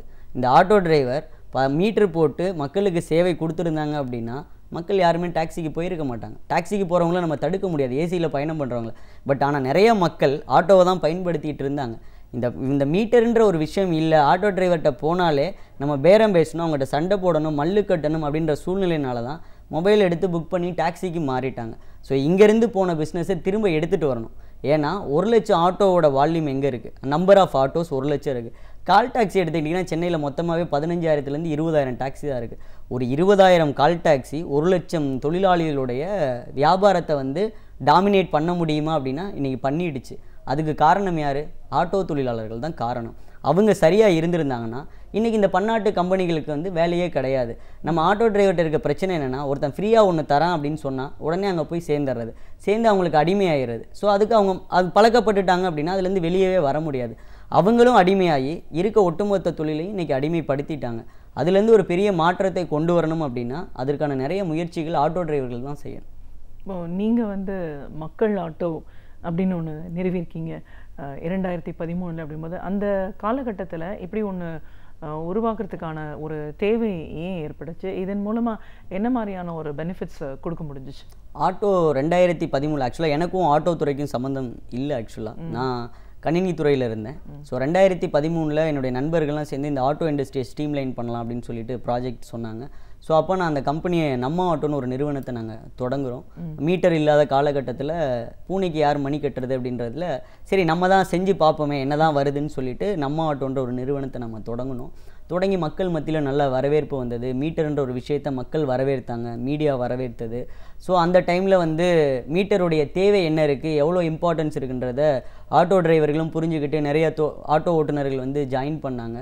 அதுக்கப்புறம் 6 மாத இடைவெளியில் நான் நம்ம ஆட்டோ நிறுவனத்தை விட்டு வெளியே போனேன் சில தனிப்பட்ட காரணங்களால். 2014 மக்கள் ஆட்டோ இந்த இண்டஸ்ட்ரியை ஸ்ட்ரீம்லைன் பண்ணணும், அதாவது டெக்னாலஜியை வந்து ஆட்டோவில் எடுத்துகிட்டு வரணும் கால் டாக்ஸிக்கு ஈக்குவலாக அப்படின்னு சொல்லி 2014 கணினிமயமாக்கப்பட்ட ஆட்டோலே டேப்லெட் ஃபிட் பண்ணி நீ அட்வர்டைஸ்மெண்ட் பார்த்துட்டு போகலாம், பேனிக் பட்டன், பெண்களுக்கு பாதுகாப்பு அப்படின்ற மாதிரி மக்கள் ஆட்டோ நிறுவனம் 2014 துவங்கப்பட்டது. ஸோ இந்த நிறுவனத்துடைய நோக்கம் என்னென்னா, ஆட்டோவை மீட்டர் கட்டணத்தில் இயக்கணும், பெண்கள் பாதுகாப்பாக பயணம் பண்ணணும், சீருடை அணிந்து ஆட்டோ ஓட்டுநர் இருக்கணும், போதை வஸ்துக்களை பயன்படுத்தக்கூடாது அப்படின்றதெல்லாம் நிறைய சட்டத்திட்டங்கள் எல்லாம் வகுத்து இப்படி தான் ஒரு ஆட்டோ டிரைவர்னால் சொசைட்டியில் ஐடென்டிஃபை பண்ணணும் அப்படின்றதுக்காக தான் மக்கள் ஆட்டோன்ற நிறுவனத்தை நாங்கள் தொடங்கினோம். இதோடைய தேவைகள் அப்படின்னு பார்த்தீங்கன்னா, இன்றைக்கி பன்னாட்டு நிறுவனங்கள் நாங்கள் ஆரம்பிக்கும் போதெல்லாம் பன்னாட்டு நிறுவனங்கள் கிடையாது சென்னையில். ஸோ பன்னாட்டு நிறுவனங்கள் அதுக்கப்புறம் தான் சென்னையில் கால் பதிக்கிறாங்க தமிழ்நாட்டை பொறுத்த வரைக்கும். ஸோ அந்த டைமில் நாங்கள் டெக்னாலஜி பெருசாக எடுத்துகிட்டு வரல. நாங்கள் இருந்த தொழில்நுட்பம் வந்து டிஜிட்டல் மீட்டர் தொழில்நுட்பத்தில் இருந்தோம். 2014 தான் நான் டெக்னாலஜி பிளாட்ஃபார்முக்கு வரோம். ஸோ அப்போ பொருளாதாரம் வந்து நிறைய தேவைப்பட்டது. ஸோ அந்த டைமில் எங்ககிட்ட பொருளாதாரம் கம்மியாக இருந்ததுனால இந்த பன்னாட்டு நிறுவனங்களை எங்களால் காம்படிஷனில் ஈக்குவல் பண்ண முடியல. ஸோ அதுக்கப்புறம் நாங்கள் என்ன பண்ணோம் அப்படின்னா, இந்த பன்னாட்டு நிறுவனங்கள் வந்து என்ன பண்ணுறாங்க, சரி அவங்க ஆட்டோ டிரைவருக்கு நல்லது பண்ண வராங்கன்னு தான் நாங்கள் நினச்சி நார்மலான ஒரு மாடலில் நாங்கள் ஆப்ரேட் பண்ணிகிட்டு இருந்தோம். அதுக்கப்புறம் பார்த்தா தான் இந்த ஒரு 4-5 வருஷமாக எடுத்துக்கிட்டிங்கன்னா இந்த பன்னாட்டு நிறுவனங்கள் ஆட்டோ தொழிலை அழித்து கால் டாக்ஸி அதை கொண்டு வரதுக்கு தான் முயற்சி செய்கிறாங்க. ஏன்னா இன்றைக்கி கால் டாக்ஸி எதுக்கு மேலே கொண்டு வரணும்னா, ஆட்டோ தொழில் அப்படின்றது 1 லட்சம் 1.5 லட்சம் ஆட்டோ டிரைவர்ஸ் சென்னையில் மட்டும். இப்போ இவங்களோட வால்யூம் ஆஃப் டிரைவர்ஸ் தேவைப்படுது டாக்ஸிக்கு வேணும்னாலும்.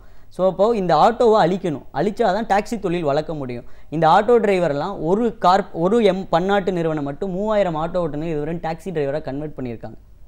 அதாவது சுதந்திரமாக ஆட்டோ ஓட்டிகிட்டு இருந்த ஒரு ஆட்டோ தொழிலாளியை இன்றைக்கி வந்து ஒரு காரை கடனாக கொடுத்து அவனை வந்து இந்த ஒரு சிஸ்டம்குள்ளே கொண்டு வந்து ஒரு 2 லட்ச ரூபா ஒரு ஆட்டோவோட காஸ்ட்டு. இன்றைக்கி டாக்ஸி எடுத்துக்கிட்டிங்கன்னா 7 லட்ச ரூபா. ஒரு 2 லட்ச ரூபாய்க்கு வாங்கி தன்னுடைய குடும்பத்தை வாழ்வாதாரத்தை ஓட்டிகிட்டு இருந்தோம்னா 7 லட்ச ரூபாய் கடன்காரனாக்கி இன்றைக்கி இந்த கால் டாக்ஸி எல்லாமே அடிமைப்படுத்தி வச்சுருக்காங்க. ஸோ அப்போ இதை இன்னும் அதிகமாக அடிமைப்படுத்தணும் அப்படின்றதுக்காக தான் இந்த ஆட்டோ டிரைவர்லாம் டாக்ஸி டிரைவராக மாற்றுறதுக்காக தான் இந்த ஆட்டோவெலாம் இங்கே பிளாட்ஃபார்முக்குள்ளே கொண்டு வராங்கன்றது எங்களுக்கு அதுக்கப்புறம் தான் தெரிஞ்சது. ஸோ அப்போ இதிலிருந்து நம்ம எப்படி காப்பாற்றுறது? ஏன்னா நம்ம வந்த நோக்கம் வந்து மக்களுக்கு சேவை செய்யணும், ஆட்டோ தொழிலையும் காப்பாற்றணும். அதற்காக தான் இந்த நிறுவனங்கள் ஆரம்பிக்கப்பட்டது. ஸோ இதிலிருந்து எப்படி இவங்களை காப்பாற்றணும் அப்படிங்கும்போது தொழில்நுட்ப ரீதியாக இந்த பன்னாட்டு நிறுவனங்களை போட்டி போடுற ஒரு நிறுவனமாக இருந்தால் மட்டும்தான் நம்ம இவங்களை சமாளிக்க முடியும் அப்படின்றத நாங்கள் தெரிஞ்சுக்கிட்டோம். ஸோ தெரிஞ்சுக்கிட்டதுக்கப்புறம் ஆட்டோன்னு ஒரு விஷயத்தை நாங்கள் மக்கள் மத்தியில் கொண்டு வந்திருக்கோம். இது எப்படின்னா, மக்களுக்கு வந்து மீட்டர் கட்டணத்தில் நாங்கள் ஆட்டோவை தரோம். நீங்கள் முன்னாடி வந்து எப்படியும் பன்னாட்டு நிறுவனங்களுடைய மொபைல் ஃபோன்லேருந்து நீங்கள் டாக்ஸி ஆட்டோ புக் பண்ணுறீங்களோ அதே மாதிரி நாங்கள் ஆட்டோ சர்வீஸை தரோம், பாதுகாப்பான பயணத்தை தரோம், மீட்டர் கட்டணத்தில் ஆட்டோவை தரோம். ஸோ பெண்களுக்கு பாதுகாப்பு தரோம். ஆட்டோ தொழிலாளிக்கு எந்த விதமான கமிஷன் தொகையும் நாங்கள் பிடிக்க மாட்டோம். ஸோ ஒரு ஆட்டோ தொழிலாளி வந்தார்னா அவருக்கு சட்டத்திட்டத்துக்கு மட்டும் உட்படுத்தப்பட்டு அவர் அந்த இதில் வந்து சரிபார்க்கப்பட்டு அதுக்கப்புறம் அவருக்கு அந்த மொபைலை நாங்கள் இன்ஸ்டால் பண்ணி கொடுத்துட்டு அவர் மீட்டர் கட்டணத்தில் மட்டும் ஆட்டோ ஓட்டி அவருடைய வருமானத்தை அவரே வீட்டுக்கு எடுத்துகிட்டு போயிடலாம். அவர்கிட்ட வந்து நாங்கள் எந்த விதமான கட்டணமும் வசூலிக்க மாட்டோம். ஸோ இந்த ஆட்டோவுடைய நோக்கம் என்ன அப்படின்னா, அழிந்து வர ஆட்டோ தொழிலை காப்பாற்றணும். இந்த பன்னாட்டு நிறுவனத்திட்டமிருந்து இந்த ஆட்டோ தொழிலை காப்பாற்றி மக்களுக்கு நல்ல ஒரு சேவையை கொடுக்கணும் அப்படின்றதான் மக்கள் ஆட்டோ நிறுவனத்துடைய மிகப்பெரிய நோக்கம். ஸோ அந்த வேலையை தான் இப்போ மதுரையில் ஒரு 500 வண்டி ஓடிட்டுருக்கு. திருச்சி, சென்னையில் ஒரு 5000 ஆட்டோஸ் ஓட்டி ரன் பண்ணிகிட்ருக்கோம். ஸோ இது இல்லாமல் ஆட்டோ யூஸ் பண்ணுறவங்க பார்த்திங்கன்னா அதிகமாக லேடிஸ் தான் யூஸ் பண்ணுறாங்க. நம்ம நான் தமிழன், அதனால நான் என்ன பண்ணியிருக்கேன் அப்படின்னா, டெக்னாலஜியை தமிழ்லேயே கொண்டு வந்திருக்கேன். நீங்கள் மொபைல் ஆப்பை வந்து தமிழ்லையும் யூஸ் பண்ணிக்கலாம், ஆங்கிலத்திலையும் பயன்படுத்திக்கலாம். இந்த டெக்னாலஜி தெரியாத மக்கள் நிறைய பேர் இருக்காங்க. இந்த ஆட்டோவை பயன்படுத்துகிறவங்க யாருன்னு பார்த்தீங்கன்னா அதிகமாக லேடிஸ் தான் அதிகமாக பயன்படுத்துகிறாங்க. ஸோ அவங்களுக்காக ஒரு கால் சென்டர் நம்பர் ஒன்று கொண்டு வந்திருக்கோம், 43214321. நீங்கள் கால் பண்ணிங்கன்னா உங்கள் வீட்டு வாசல்லே ஆட்டோ வந்து நிற்கும் அப்படின்றது. ஸோ ஆட்டோ தொழிலை மறுசீரமைக்கிறதுக்காக நீங்கள் ஃபேஸ்புக் மூலமாக ஆட்டோ புக் பண்ணிக்கலாம், வாட்ஸ்அப் மூலமாக புக் பண்ணிக்கலாம். எந்தெந்த வகையிலெல்லாம் டெக்னாலஜியை பயன்படுத்தி இந்த ஆட்டோ தொழிலை சீரமைச்சு இந்த மக்களுக்கும் சேவை செய்ய முடியுமோ அது எல்லாமே மக்கள் ஆட்டோ நிறுவனம் இன்றைக்கி முயற்சி செஞ்சு மக்களுக்கு சேவை அளிச்சிட்ருக்கு. இது இல்லாமல் மீட்டர் கட்டணத்தை அரசும் இது வரைக்கும் பண்ணவே இல்லை. ஸோ அதனால் மக்கள் ஆட்டோ முன்னாடி வந்து நாங்களே ஒரு மாடலை இப்போ இம்ப்ளிமெண்ட் பண்ணியிருக்கோம். ஆட்டோ டிரைவருக்கு பார்த்திங்கன்னா இன்றைக்கி வருமானம் கம்மியாக இருக்குது. ஸோ அதனால் நாங்கள் 1.8 கிலோமீட்டருக்கு 30 ரூபாயும், அதற்கு அடுத்து வர ஒவ்வொரு கிலோமீட்டருக்கும் 14 ரூபாயும், இரவு கட்டணமாக 50% எக்ஸ்ட்ராவும், அது இல்லாமல் வெயிட்டிங் சார்ஜ் வந்து 1 நிமிஷத்துக்கு 1 ரூபாயின்னு வந்து கட்டணத்தை வந்து மொபைல் அப்ளிகேஷன்லேயே நாங்கள் நிர்ணயிச்சிருக்கோம். ஸோ அந்த கட்டணத்துக்கு மேலே வாடிக்கையாளர்கிட்டருந்து நாங்கள் எந்த காசும் வாங்க மாட்டோம். இது இல்லாமல் பெண்களுடைய பாதுகாப்பை உறுதி செய்கிறதுக்காக ட்ராக்கிங் ஃபெசிலிட்டிஸ் வந்து மொபைல் டெக்னாலஜியில் கொண்டு வந்திருக்கோம். இது இல்லாமல் ஃபஸ்ட் டைம் இந்தியன் டிரான்ஸ்போர்ட்டில் உமன்ஸ் ப்ரைடுன்னு ஒரு ஐக்கான் வச்சுருக்கோம். நீங்கள் ஆட்டோவை நார்மலாகவும் புக் பண்ணிக்கலாம், அந்த உமன்ஸ் ப்ரைடுன்ற ஐக்கானில் போய் பர்டிகுலராக நீங்கள் புக் பண்ணிக்கலாம். காலேஜ் ஸ்டூடெண்ட்ஸு, ஹவுஸ் ஒய்ஃப்ஸு, இந்த ப்ரொஃபஷ்னலாக வேலைக்கு போகிறவங்க இவங்க எல்லாமே அதை பயன்படுத்தினாங்கன்னா நாங்கள் சேவை கட்டணம் கூட அதில் வசூல் பண்ணுறது கிடையாது. ஸோ இந்த ஆட்டோ தொழிலை மறுசீரமைச்சு ஆட்டோ தொழிலுக்கான மரியாதையை இந்த சமுதாயத்தில் பெற்றுத்தரணும், அவங்களுடைய வாழ்க்கையை ஒரு நல்ல வாழ்க்கையாக மாற்றி தரணும் அப்படின்றது தான் மக்கள் ஆட்டோ நிறுவனத்துடைய நோக்கம். மக்கள் ஆட்டோ ஓட நிறுவனராக இன்றைக்கி மக்களோட மக்களாக ஒரு ஆட்டோ தொழிலாளி எவ்வளோ தூரம் இணைஞ்சிருக்காங்க. ஒரு தனி மனிதனுக்கும் ஆட்டோன்ற இந்த டிரான்ஸ்போர்ட், இந்த போக்குவரத்து எவ்வளோ தூரம் முக்கியத்துவம் வாய்ந்ததாக இருந்திருக்கு, இன்றைக்கும் இருக்குது. பன்னாட்டு நிறுவனங்களோட வருகை காரணமாக இது எவ்வளோ தூரம் பாதிப்படைஞ்சிருக்கு. இந்த பாதிப்பு அப்படின்னு பார்க்கும்போது தப்பு எந்த இடத்துல இருக்குது, அதை சரி செய்யணும் அப்படின்னு வரும்போது இப்படிப்பட்ட ஒரு டெக்னாலஜியை உருவாக்கணுன்ற ஒரு எண்ணம் உங்களுக்கு எப்படி ஏற்பட்டுச்சு, அதை எவ்வளோ தூரம் செயல்படுத்திட்டு இருக்கீங்க, இன்றைக்கி ஆட்டோ ஓட்டுநர் மத்தியில் இதை பற்றின ஒரு புரிதல் எவ்வளோ தூரம் போய் சேர்ந்துருக்குன்னு பல விஷயங்களை எங்களோட நீங்கள் முழுமையாக பார்த்ததுக்கு நன்றி. நன்றி. புத்தகங்களிலும் செய்தித்தாள்களிலும் நாம் படிக்க தவறியவைகளை நமக்கு சிறு சிறு தொகுப்புகளாக தொகுத்து நமக்கு அழகு தமிழில் வழங்க வருகிறார் பேராசிரியர் சுபவீரபாண்டியன் அவர்கள். நம் விடியலேவா நிகழ்ச்சியின் அடுத்த பகுதியாக வரவிருப்பது ஒன்றே சொல் நன்றே சொல்.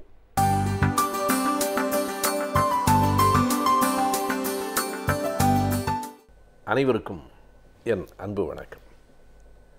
நாம் ஜனநாயகம் பற்றி அடிக்கடி பேசுகிறோம். ஆனால் ஜனநாயகம் என்றால் என்ன என்கிற வினாவிற்கு இப்போது வரையில் பல விடைகள் சொல்லப்பட்டிருந்தாலும் அந்த விடைகள் மக்களாலும் அரசினாலும் புரிந்து கொள்ளப்பட்டிருக்கிறதா என்கிற கேள்வி அப்படியே தான் இருக்கிறது.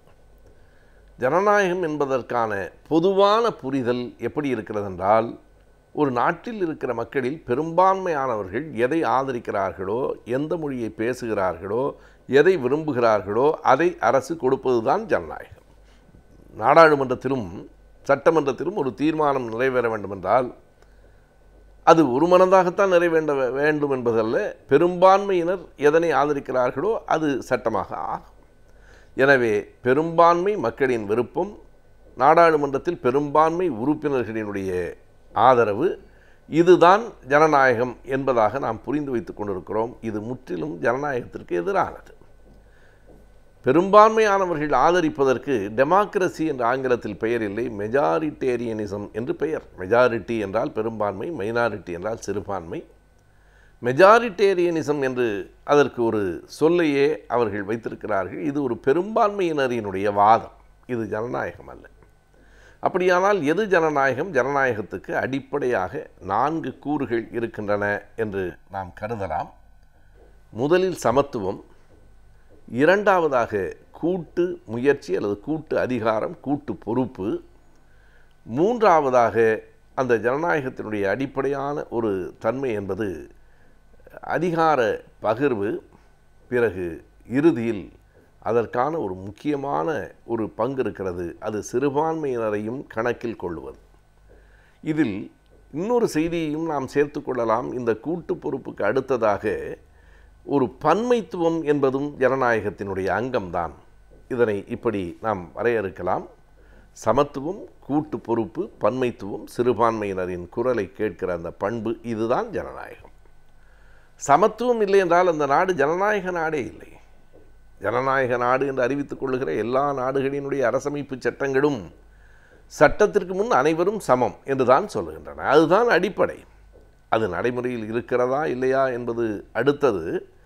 குறைந்தது அரசமைப்பு சட்டத்திலாவது சட்டத்திற்கு முன்னால் அனைவரும் சமம் என்று இருந்தால்தான் அது ஜனநாயகத்தின் தொடக்கம். நீங்கள் சர்வாதிகார நாடுகளில் அப்படி அனைவரும் சமம் என்று சொல்லிவிட முடியாது. சட்டத்தில் கூட ஜனநாயக நாடுகளில் குறைந்த அளவு சட்ட புத்தகங்களிலாவது அந்த சமத்துவம் வலியுறுத்தப்பட்டிருக்கும். அது ஜனநாயக நாட்டினுடைய முதல் அடையாளம். இரண்டாவது அடையாளம் கூட்டு பொறுப்பு. கூட்டு பொறுப்பு என்றால் ஒட்டுமொத்த தேச மக்களினுடைய கூட்டு பொறுப்பு. பல கட்சிகளினுடைய கூட்டு பொறுப்பு என்று அதற்கு பொருள் இல்லை. ஒட்டுமொத்தமாக, மறுபடியும் நான் அழுத்தமாக சொல்ல விரும்புகிறேன், பெரும்பான்மை மக்களினுடைய ஆட்சி என்று ஒரு நாளும் ஜனநாயக ஆட்சியை நாம் கருதக்கூடாது. ஒட்டுமொத்த மக்களினுடைய ஆட்சியும் ஒட்டுமொத்த மக்களினுடைய கூட்டு பொறுப்பும் தான் ஜனநாயகம் என்று சொல்ல வேண்டும். அப்படி எல்லோருமாக சேர்ந்து எல்லோரும் பொறுப்பெடுத்து கொண்டு ஒரு தேசத்தை நடத்துவது என்பது தான் ஜனநாயகத்தினுடைய இன்னொரு அடிப்படையான செய்தி. இதைத்தான் ஆப்ரஹாம் லிங்கன் அன்றைக்கு பேசிய அந்த பேச்சு இன்றைக்கு வரைக்கும் உலகம் முழுவதும் சொல்லப்படுகிறது. இது மக்களுக்காக, மக்களால், மக்களை கொண்டு ஆளப்படுகிற ஆட்சி என்பதுதான். மூன்றாவதாக ஜனநாயகத்தினுடைய ஒரு முதன்மையான கூறுகளில் ஒன்று பன்மைத்துவம் என்பது. இதனை ஆங்கிலத்திலே ப்ளூரலிசம் என்று சொல்லுகிறார்கள். தட்டையாய் ஒன்றே ஒன்றுதான் என்று சொல்ல முடியாது. மாவோ ஒரு முறை 1000 பூக்கள் மலரட்டும் என்று சொன்னதைப் போல பல்வேறு விதமான சிந்தனைகள், பல்வேறு விதமான கருத்துகள், பல்வேறு விதமான பண்பாடுகள், பல்வேறு விதமான மொழிகள், இவை அனைத்தையும் கொண்டிருப்பது தான் ஜனநாயகம். அதைத்தான் பன்மைத்துவம் என்று சொல்லுகிறோம். ஒரே ஒரு மொழி தான் இருக்க வேண்டும், ஒரே ஒரு பண்பாடு தான் இருக்க வேண்டும் என்று சொன்னால் அது ஜனநாயகத்துக்கு எதிரானது. அதனாலே தான் மாவோவினுடைய சீனத்தை நாம் கம்யூனிஸ்ட் நாடு, அங்கு ஜனநாயகத்துக்கு இடமில்லை என்கிறோம். ஆனால் மாவோ தான் சொன்னார் 1000 பூக்கள் மலரட்டும் என்றார். எல்லா சிந்தனைகளும் வரட்டும், எல்லா விதமான கருத்தோட்டங்களும் வரட்டும், ஒன்றே ஒன்று தான் என்பது நியாயமில்லை என்று ஒரு கம்யூனிச நாட்டில் அவரால் சொல்ல முடிந்தது. ஆனால் ஜனநாயக நாட்டில் இன்றைக்கு பன்மைத்துவம் இருக்கிறதா என்கிற பெரிய கேள்வி நம் முன் எழுகிறது. மதம் என்றால் அவரவரினுடைய நம்பிக்கைக்கு ஏற்ற மதம், மொழி என்றால் அவரவருடைய தாய்மொழி. இப்படி எல்லா விதத்திலும் பன்முகங்களை கொண்டிருப்பது ஜனநாயகத்தினுடைய அங்கம். இவை மூன்றையும் தாண்டி எது ஜனநாயகத்தின் மிக மிக முதன்மையான கூறு என்று கேட்டால் சிறுபான்மையினரின் குரலுக்கு காது கொடுப்பது என்பதுதான் ஜனநாயகம். பெரும்பான்மையானவர்கள் செய்வது தான் முடிவு என்று சொன்னால் சர்வாதிகார ஆட்சியில் அதுதானே நடக்கிறது. சர்வாதிகார ஆட்சியில் அந்த தேசத்தில் இருக்கிற ஒரு சிறுபான்மையினர் சொல்லுவதை கேட்டுக்கொண்ட ஆட்சி நடக்கிறது. எனவே தான் சர்வாதிகார நாடுகளில் இருக்கிற அந்த வாதத்தை பேரினவாதம் என்று நாம் சொல்லுகிறோம். எந்த இன மக்கள் கூடுதலாக இருக்கிறார்களோ அவர்களிலிருந்து தான் தலைவர் வர முடியும். அவர்களினுடைய சட்டம்தான் மற்றவர்களின் மீது திணிக்கப்படும். அவர்களினுடைய மொழியைத்தான் மற்றவர்களும் பேச வேண்டும், கற்க வேண்டும் என்கிற கட்டாயம் இருக்கும். இதை நாம் பல நாடுகளில் பார்த்திருக்கிறோம். மிக மிக மிக உறுதியாக சமத்துவத்தை கொண்டு வர வேண்டும் என்கிற முடிவில் உருவாக்கப்பட்ட சோவியத்தில் கூட ரஷ்ய பேரினவாதம் தலை எடுக்கத்தான் செய்தது. அதனை லெனின் போன்ற ஜனநாயகவாதிகள் இருந்த காரணத்தால் அதனை கடுமையாக அவர்கள் மறுத்தார்கள். அப்படி இருந்தும் கூட ஃபின்லாந்து மக்கள் எங்களின் மொழி ஃபின்னிஷ் மொழி பேச எங்களுக்கு உரிமை வேண்டும் என்று சொன்னபோதும் மிக மிக சிறுபான்மையினராக இருந்தவர்கள் தங்கள் மொழிக்கான இடம் வேண்டும் என்று கேட்டபோதும் அதனை லெனின் ஏற்றுக்கொண்டார். அது மட்டுமல்லாமல் லெனினே சொன்னார், the language Finnish is more European than Russian என்று சொன்னார். இந்த ரஷ்ய நாட்டின் சாயலை விட ஐரோப்பிய சாயல்தான் ஃபின்லாந்து மக்களின் மொழியிலும் பண்பாட்டிலும் இருக்கிறது. எனவே அவர்கள் தனியாக பிரிந்து போவது சரிதான் என்று அன்றைக்கு லெனின் சொன்னார். எனவே இப்படி சிறுபான்மையினரை நீங்கள் மதித்து அந்த குரலை கேட்க வேண்டும், அல்லது சிறுபான்மையினர் தனித்து போக விரும்பினால் அனுமதித்து விட வேண்டும் என்கிற மிகப்பெரிய ஜனநாயகம் லெனினிடம் இருந்தது. அதற்குத்தான் ஜனநாயகம் என்று பெயர். ஆனால் சோவியத்தை நாம் பெரிய ஜனநாயக நாடு என்று சொல்வதில்லை, அது ஒரு சோசியலிச நாடு. ஜனநாயகம்தான் அதனுடைய அடிப்படையாக இருந்தது. சோசியலிச நாடும் ஜனநாயக நாடாக இருக்க முடியும். எனவே இன்றைக்கு மிகப்பெரிய தேவையாக எது இருக்கிறது? ஆங்கிலத்தில் த நீட் ஆஃப் த அவர் என்று சொல்வார்கள். இன்றைய தேவை, உடனடி தேவை எது என்று கேட்டால், ஜனநாயகம் என்பது வெறும் பெயரளவுக்கு இல்லாமல் உண்மையாக இருக்க வேண்டும். அதற்கு அடிப்படை சிறுபான்மையினரினுடைய குரலையும் அரசு தன் செவிகளில் வாங்கிக் கொள்ள வேண்டும் என்பதுதான். அறிவியல் மற்றும் அறிவியல் சார்ந்த தொழில்நுட்பங்கள் நாளுக்கு நாள் வளர்ச்சி அடைந்து கொண்டே வருகின்றது.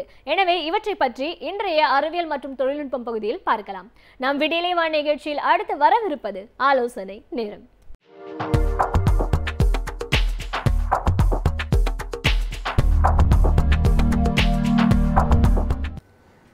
சயின்ஸ் அண்ட் டெக்னாலஜிங்கிற தொகுப்பில் கம்ப்யூட்டர் சயின்ஸ் அட்வான்ஸ்மெண்ட் அப்படிங்கிற பிரிவில் நம்ம இன்றைக்கி பார்க்க போகிற தலைப்பு cyber crime and cyber security, cyber குற்றங்களும் சைபர் பாதுகாப்புகளும். இப்போது டைப்ஸ் ஆஃப் க்ரைம்ஸ் என்னென்ன இருக்குது, இன்டர்நேஷ்னல் லெவலில் எப்படி அட்டாக் ஆகுது, இந்தியன் லெவலில் எப்படி அட்டாக் ஆகுது, இப்போ அதை எப்படி அவாய்ட் பண்ணலாம், என்னென்ன அவேர்னஸ் கோர்சஸ்லாம் பண்ணலாம், அதில் எல்லாமே இப்போ நம்ம இந்த பிரிவில் நாம் பார்க்க போகிறோம். இப்போது இன்டர்நெட் தான் எல்லாத்துக்குமே மூல காரணம். இன்டர்நெட்டில் நம்ம நிறைய பாசிட்டிவ் திங்ஸ் பண்ணலாம். But at the same time நெகட்டிவாகவும் நிறைய ஹேக்கர்ஸ் வந்து இன்டர்நெட் யூஸ் பண்ணி நெகட்டிவ் சைட் பண்ணுறாங்க. அது எந்த மாதிரி பண்ணுறாங்க அப்படின்னா, இப்போ நம்ம person against cyber crime against person, cyber crimes against government, cyber crime against industry, இந்த மாதிரி நிறைய பிரிவுகள் இருக்குது. இப்போ இந்த டைப்ஸ் ஆஃப் கிரைம்ஸ் அப்படின்னு எடுத்துக்கிட்டோம்னா, ஹேக்கிங் வந்து இன்னொருத்தர் ப்ரோக்ராமை எடுத்து இன்னொருத்தரோட இன்ஃபர்மேஷன்ஸ் எல்லாமே எடுத்து நம்ம ஹேக் பண்ணி அதை வேறு இடத்துல லீக் பண்ணுறது, அதான் ஃபஸ்ட்டு ஹேக்கிங். செகண்ட் பார்த்திங்கன்னா இட்ஸ் கிராக்கர்ஸ் வந்து ஒரு இதில் போட்டு ஃபிசிக்கலாக ஒரு செகண்டரி ஸ்டோரேஜோ, ஒரு ஸ்டோரேஜ் டிவைஸோ, ஒரு ஹார்ட் டிஸ்கோ, ஒரு யூஎஸ்பியோ டேமேஜ் பண்ணுறது கிராக்கர்ஸ். அதே மாதிரி ஸ்கிரிப்ட் கிடில் ப்ரோக்ராமை வந்து நமக்கு ஒரு ஏதாவது ரேண்டம் நம்பர் ஜென்ரேஷன் பண்ணி அந்த ப்ரோக்ராம் ஒர்க் அவுட் பண்ணாமல் போடுறது. அன்எத்திக்கல் எம்ப்ளாயி, ஒரு கம்பெனிலேருந்து நமக்கு பிடிக்கல இன்னொரு கம்பெனிக்கு போகிறோம் அப்படின்னா இந்த கம்பெனியில் உள்ள இன்ஃபர்மேஷன்ஸ் எல்லாம் இது லீக் பண்ணுறது. சைபர் டெரரிஸ்ட், இது வந்து எக்ஸ்ட்ரீம் லெவல். நம்மளோட சைபர் டெரரிஸ்ட்னால் போய் கவர்மெண்ட்டுக்கே ஒரு அலர்ட் கொடுக்குறது, இது பண்ணலைன்னா நாங்கள் இந்த பயங்கரவாதம் பண்ணுவோம் அப்படின்னு ஒரு தீவிரவாத தாக்கல் பண்ணுறது. அது மாதிரி கார்ப்பரேட் ஸ்பை, அதாவது ப்ரைவசி அண்ட் கான்ஃபிடென்ஷியாலிட்டி, எல்லா கம்பெனியோட லீக் இன்ஃபர்மேஷன்ஸ் எடுத்து அனதர் கம்பெனிக்கு லீக் பண்ணுறது. ஸோ இதோட ட்ராக்கிங் பண்ணுறது, இதெல்லாம் டைப்ஸ் ஆஃப் கிரைம். இது வந்து இன்டர்நேஷனல் லெவலில் எந்த அளவுக்கு அட்டாக் ஆகிருக்கு அப்படின்னு பார்த்தா, இப்போ லாஸ் ஏஞ்சல்ஸ்லாம் ஒரு டிராஃபிக் சிஸ்டத்தையே கொலாப்ஸ் பண்ணார் ஒருத்தர். அது 10 லேன் 8 லேன் இருந்தால் கூட ஒரு லேன்லேருந்து அடுத்த லேன் டைவர்ட் பண்ண மாட்டாங்க. பட் என்டையர் சிஸ்டம் கொலாப்ஸ் பண்ணி 4 நாள் ஆச்சு அதோட ரெக்கவர் பண்ணுறதுக்கு அவங்களுக்கு. இதே ஆஸ்திரேலியன் அட்டாக் வந்து 250 டன்னோ ஒரு வேஸ்டேஜை வந்து ஒரு ரிவரில் கலக்க வச்சாங்க. அது என்ன ரீசன் கேட்டால் வெரி சில்லி ரீசன். அவரோட அப்பாயின்மெண்ட், அதாவது எங்கெங்கே கம்பெனிக்கு போகிறாரோ அதெல்லாம் வந்து எங்கேயுமே ரிஜெக்ட் ஆகிருக்காரு. அதனால் ஒரு வெக்ஸ் ஆகி இப்படி பண்ணார். இது North Korea Sony entertainment complete சேனலை ஹைஜாக் பண்ணிவிட்டு அன்ரிலீஸ்டு மூவிலாம் வந்து அதில் போட்டாங்க. சைனீஸ் அட்டாக் வந்து பார்த்திங்கன்னா அந்த யூஎஸில் உள்ள அது கம்ப்ளீட்டாக அது இதெல்லாம் இருக்குது, டேட்டாபேஸ் இருக்குது, அதோட வெதர் ஃபோர்காஸ்டிங் இருக்குது, எல்லாமே கண்ட்ரோல் எடுத்துகிட்டு அதை மாற்றினாங்க.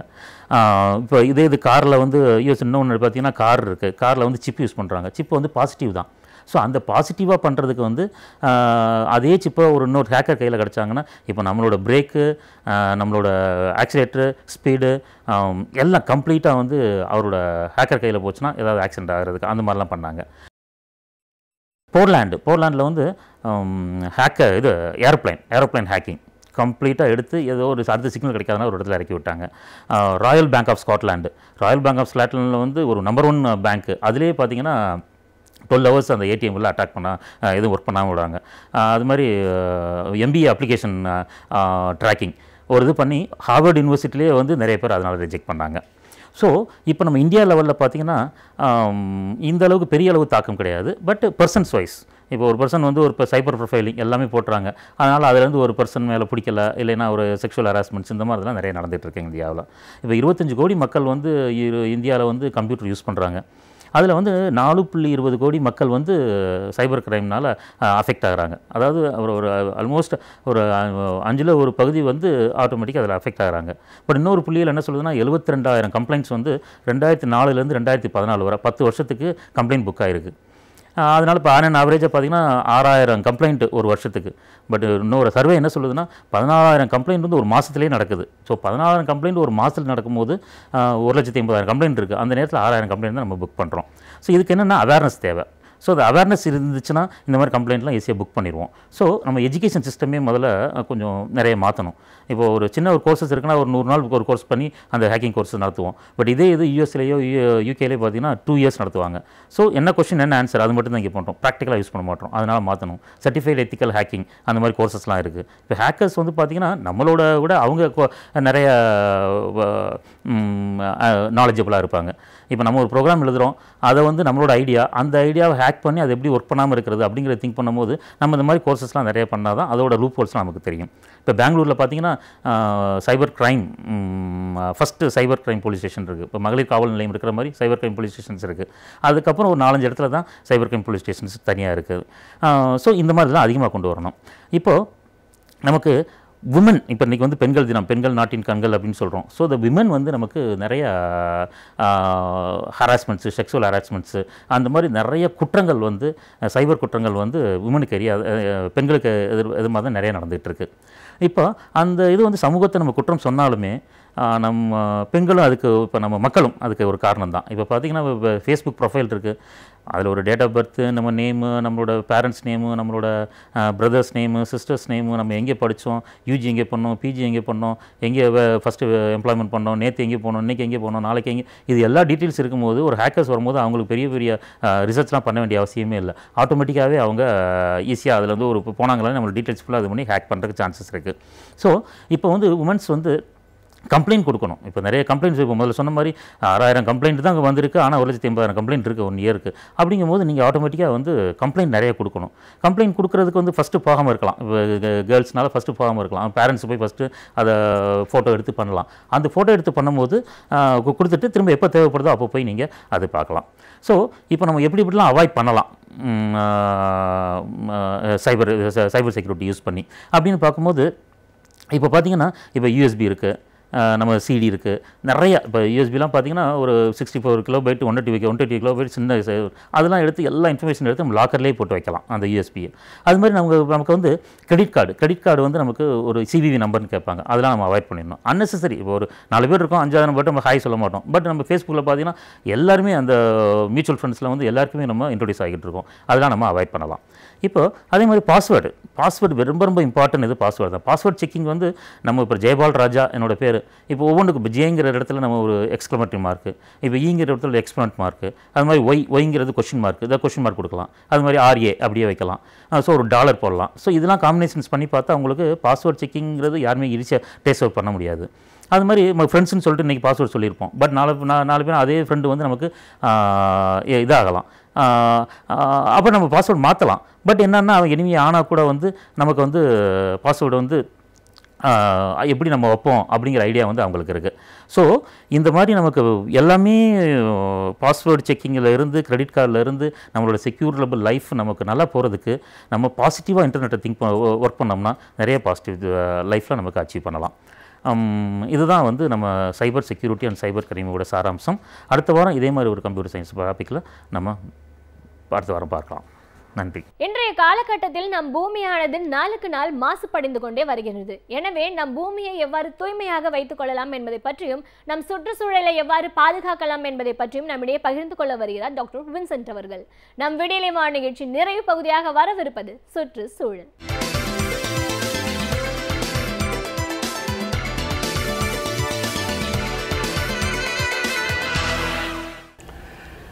இந்த ஒட்டகம் என்று சொல்லப்படுகிற அந்த விலங்குடைய உன்னதமான குணாதிசயங்கள் நம்முடைய சுற்றுச்சூழலை பாதுகாப்பதற்கு ஒரு பெரிய பாடமாகவே அமைந்திருக்கிறது. பொதுவாகவே விலங்குகள் என்று சொல்கிற பொழுது ஒரு அழகிய வனங்களில் வாழ்கிற அந்த விலங்குகள் தான் நம்முடைய நினைவிற்கு வரும்.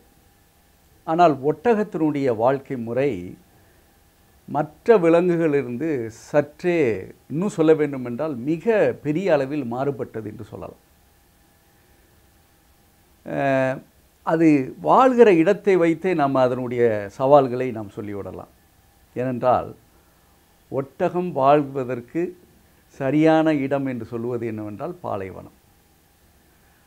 பாலைவனம் என்பது நீரற்று, பயிர்களற்று, இன்னும் சொல்ல வேண்டுமென்றால் உயிரற்று இருக்கின்ற ஒரு இடத்தில் இந்த விலங்கு கிட்டத்தட்ட 40லிருந்து 50 ஆண்டுகாலம் தங்களுடைய வாழ்க்கையை அங்கே வாழ்ந்து கொண்டிருக்கிறது என்பது நமக்கு மெய்சிலிருக்கிற ஒரு உண்மையாகவே இருக்கிறது.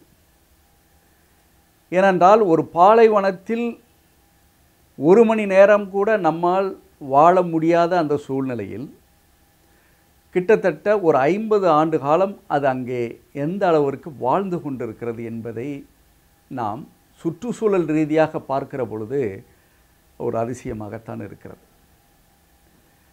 இந்த விலங்குடைய இன்னொரு சிறப்பு அம்சம் என்னவென்று கேட்டால், எத்தகைய சூழலையும் சமாளித்துக் கொள்கிற அந்த திறமை, இன்னொன்று அதை அந்த இடத்திற்கு ஏற்ப தங்களை மாற்றி அமைத்துக் கொள்கிற அந்த முறை, இவைதான் அந்த விலங்குகளுடைய அந்த ஒட்டகத்தினுடைய சவால்களை நிலைநிறுத்தக்கூடியதாக இருக்கிறது. முதலாவதாக அதனுடைய உயரத்தை வைத்து பார்க்கிற பொழுது கிட்டத்தட்ட 5லிருந்து 6 அடி உயரமுள்ள அந்த விலங்கு எப்படி அந்த சூழலுக்கு ஏற்ப தன்னை மாற்றி அமைத்துக் கொள்கிறது என்பதற்கு பல உதாரணங்களை நான் சொல்ல விரும்புகிறேன்.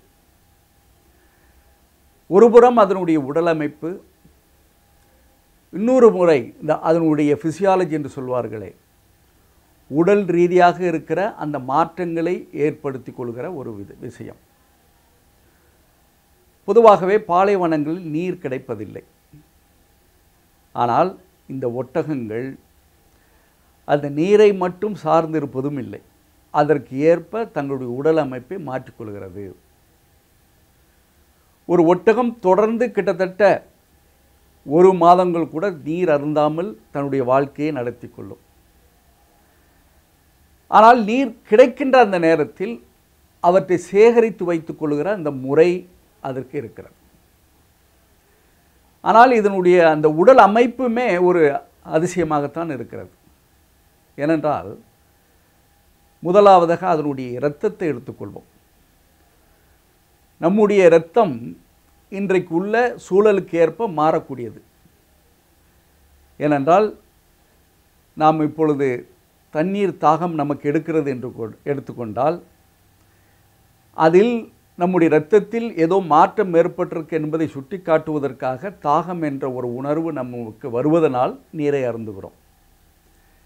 ஆனால் அவை எத்தகைய சூழ்நிலையிலும், நீர் அருந்தாத சூழ்நிலையில் கூட 1 மாதமாகி கூட அதனுடைய இரத்தத்தினுடைய தன்மை மாறுவதில்லை. ஏனென்றால் நமக்கெல்லாம் சிவப்பு அணுக்கள் இருக்கும். வெள்ளை அணுக்கள், சிவப்பு அணுக்கள், இது 2 தான் நம்முடைய உடலை சிறப்பாக சீராக பார்த்து கொள்கிற ஒரு நுண் அணுக்களாக அவை இருந்து கொண்டிருக்கிறது. ஆனால் இந்த இரத்தத்தினுடைய தன்மை அடிக்கடி மாறுகிற பொழுது அந்த ஒட்டகத்தினுடைய வாழ்க்கை முறையில் பல சங்கட்டங்கள் ஏற்படும் என்பதற்காக ஃபிசியாலஜிக்கல் என்று சொல்லப்படுகிற அந்த உடல் ரீதியாக உள்ள விஷயங்களில் இந்த ஒரு மாற்றம் என்னவென்று கேட்டால், அந்த ஒட்டகத்தினுடைய சிவப்பு இரத்த அணுக்கள் ஓவல் ஷேப் என்று சொல்வார்களே, அது தட்டையாக இருக்கக்கூடியதாக அது மாறுகிறது. ஆனால் நமக்கு அந்த இரத்த அணுக்கள் ஒரு ரவுண்டாக இருக்கிற ஒரு சூழல். ஆனால் தான் அதனுடைய அந்த சிவப்பு இரத்த அணுக்கள் ஓவல் ஷேப் என்று சொல்லப்படுகிற அத்தகைய சூழலில் இருப்பதனுடைய காரணமாக நீரை அருந்துகிற சூழலாக இருந்தாலும் சரி, நீரற்ற இல்லாத சூழல்களாக இருந்தாலும் சரி, அதற்கு ஏற்ப அந்த இரத்தத்தினுடைய தன்மையை சரியாக பாதுகாத்து கொள்வதனுடைய காரணமாக உடல் ரீதியாக எந்த ஒரு மாற்றத்தையும் அது சந்திப்பதில்லை. இது ஒரு முக்கியமான ஒரு விஷயம். ஏனென்றால் இது போன்ற ஒரு உடல் அமைப்பே விஞ்ஞானத்திற்கு ஒரு விந்தையாக இருக்கிறது. இன்னொன்று சொல்ல வேண்டுமென்றால் அந்த இரத்த அணுக்களில் நியூக்ளியஸ் என்று சொல்லப்படுகிற அந்த முக்கியமான பொருளும் அதில் இல்லை. அது இல்லாத காரணத்தினால்தான் அதனுடைய உடலினுடைய வெப்பத்தை சீராக வைத்துக் கொள்வதற்கு அது மிகவும் பயனுள்ளதாக அமைந்திருக்கிறது. இது ஒரு அதிசயமான அதன் உடலில் உள்ள ஒரு மாற்றங்கள் என்று சொல்லப்படுகிற ஒரு விஷயம். இன்னொரு விஷயம் என்னவென்றால், இந்த நீரை அடிப்படையாக வைத்து நான் அதை குறிப்பிடுகிற விரும்புகிறேன். பொதுவாகவே சிறுநீர், அந்த சிறுநீரகத்தை எந்த அளவிற்கு நாம் இன்றைக்கு பாலடைத்து கொண்டிருக்கிறோம் என்பதற்கு பல உதாரணங்கள் இருக்கிறது. ஏனென்றால் சரியான நேரத்தில் நீரை பருகாத காரணத்தினால் அது ஏற்படுகிற அந்த மாற்றத்தை பயங்கர ஒரு விளைவுகளுக்கு நாம் உள்ளாக்கி கொண்டிருக்கிறோம். ஆனால் அவை எவ்வளவு சீராக செய்து கொண்டிருக்கிறது என்றால், அங்கே இருக்கிற அந்த நீரினுடைய தன்மைக்கு ஏற்ப அது வெளியேற்றுகிற அந்த சிறுநீர் என்று சொல்கிறார்களே, அது கிட்டத்தட்ட 1 டிராப் இல்லை 2 டிராப் என்று சொல்லக்கூடிய அளவுக்கு துளி அளவிற்கு அது சிறுநீரை கழிக்கிறது. இன்னும் சொல்ல வேண்டுமென்றால், சில நேரங்களில் இந்த சிறுநீர், இந்த கிறிஸ்டல் என்று சொல்லுகிறோமே, கிட்டத்தட்ட ஒரு சாலிடாக இருக்கக்கூடிய ஒரு பொருளாகவே மாற்றி அமைத்துக் கொள்வதனுடைய காரணமாக, அதே நேரத்தில் அந்த சூழல் நமக்கு ஏற்பட்டால் கிட்னி ஸ்டோன் என்று சொல்லப்படுகிற அந்த சூழலுக்கு தள்ளப்படுவோம். ஆனால் அவை சரியான முறையில் பராமரித்து கொள்வதனுடைய காரணமாக அதனுடைய உடல் ரீதியாக எந்த ஒரு தீங்கும் அதுக்கு வருவதில்லை. அடுத்து, இன்னைக்கு ஒட்டக பால் என்று சொல்லுகிறோமே, அதனுடைய மதிப்பு இன்றைக்கு அதிகம். அது எந்த அளவிற்கு அது மாறுகிறது என்று சொன்னால், அந்த உணவு பழக்க வழக்கம், ஒட்டகத்தினுடைய உணவு பழக்க வழக்கமே மிகவும் சிறந்ததாக அமைந்திருக்கிறது. ஒரு இடத்தில் ஒரு செடி, அது கொடி இருக்கிறது என்றால் அதில் உள்ள இலையே உணவாக உண்ணுகிற பழக்கம் அதற்கு இருக்கிறது. ஆனால் அதனுடைய தொலைநோக்கு பார்வை எந்த அளவுக்கு இருக்கிறது என்றால், அந்த செடியில் இருக்கிற 1 அல்லது 2 இலைகளை மட்டும் பறித்து உன்றுவிட்டு மீதியை பிறகு தனக்கும் மற்றவர்களுக்கும் வைத்துக் கொள்கிற ஒரு பண்பாடு அதுக்கு இருக்கிறது. அதே மாதிரி நடந்து செல்கிற பொழுது அது இரவு நேரத்தில் தான் அதிகமாக சாப்பிடும். ஏனென்றால் காலை ஒரு இடத்திலிருந்து இன்னொரு இடத்திற்கு, அதுவும் வெப்பமான சூழ்நிலையில் அது உணவு அருந்தாது. அதனால் அந்த இடத்தில் இருக்கிற அந்த தன்னுடைய உணவை, அந்த சஸ்டைனபிள் டெவலப்மெண்ட் பல முறை நான் குறிப்பிட்டிருக்கிறேன், அதை சரியான முறையில் பராமரிக்கிற ஒரே விலங்கு இந்த ஒட்டகம்தான். இது மாதிரி இந்த விலங்குகளிலிருந்து பல விஷயங்களை நாம் கற்றுக்கொள்ள வேண்டும் என்றால், அதையும் தாண்டி இவ்வளவு கஷ்டமான சூழ்நிலையும் எத்தகைய ஒரு இன்னலுக்கும் தன்னை ஆளாக்கி கொள்ளாமல் அந்த ஒட்டகம் தங்களுடைய வாழ்க்கையை அழகான முறையில் வாழ்ந்து காட்டுகிறது என்பதை வைத்து பார்க்கிற பொழுது, ஆசையற்று இடையூறுகள் இருந்தால் கூட அதையும் எதிர்கொண்டு, எத்தகைய சூழ்நிலையும் தனக்கு மட்டும் வேண்டும் என்ற ஒரு சூழ்நிலையெல்லாம் மறந்து பிறருக்காக வேண்டி இந்த சுற்றுச்சூழலுக்காக வாழ்கின்ற அந்த ஒட்டகத்தை நாம் பாராட்டுவதோடு இல்லாமல், இது போன்ற இந்த விலங்குகளிலிருந்து சுற்றுச்சூழலை பாதுகாப்பதற்கு நாம் நிறைய பாடங்களை கற்றுக்கொள்கிற பொழுது நிச்சயமாக இவை நமக்கு ஒரு பாடமாகத்தான் அமைந்திருக்கிறது. நீதிக்காக போராடும் வன்மை. நீதியை பற்றி சொல்கின்ற இலக்கியம் சிலப்பதிகாரம். கண்ணில் நீரும் கையில் தனிச் சிலம்புமேந்தி பாண்டியன் அவையிலே, நீதி பிழைத்த நெடுஞ்செழிய பாண்டியனே, உனக்கு கொற்றக்குடை ஏன், சிம்மாசனம் ஏன், செங்கோல் மணிமுடி ஏன் ஏன் என்று கேட்டாள் கண்ணகி. நீதியை கொன்றுவிட்டோம் என்பதை அறிந்த பாண்டியன் நெடுஞ்செழியன் உயிர் நீத்தான். நீதிக்காக போராடும் வன்மையை கண்ணகி பாத்திரம் காட்டுகிறது. நீதி தவறினால் நெஞ்சு எத்தனை குலுங்கும் என்பதனை விளக்குவதே நெடுஞ்செழியன் பாத்திரம்.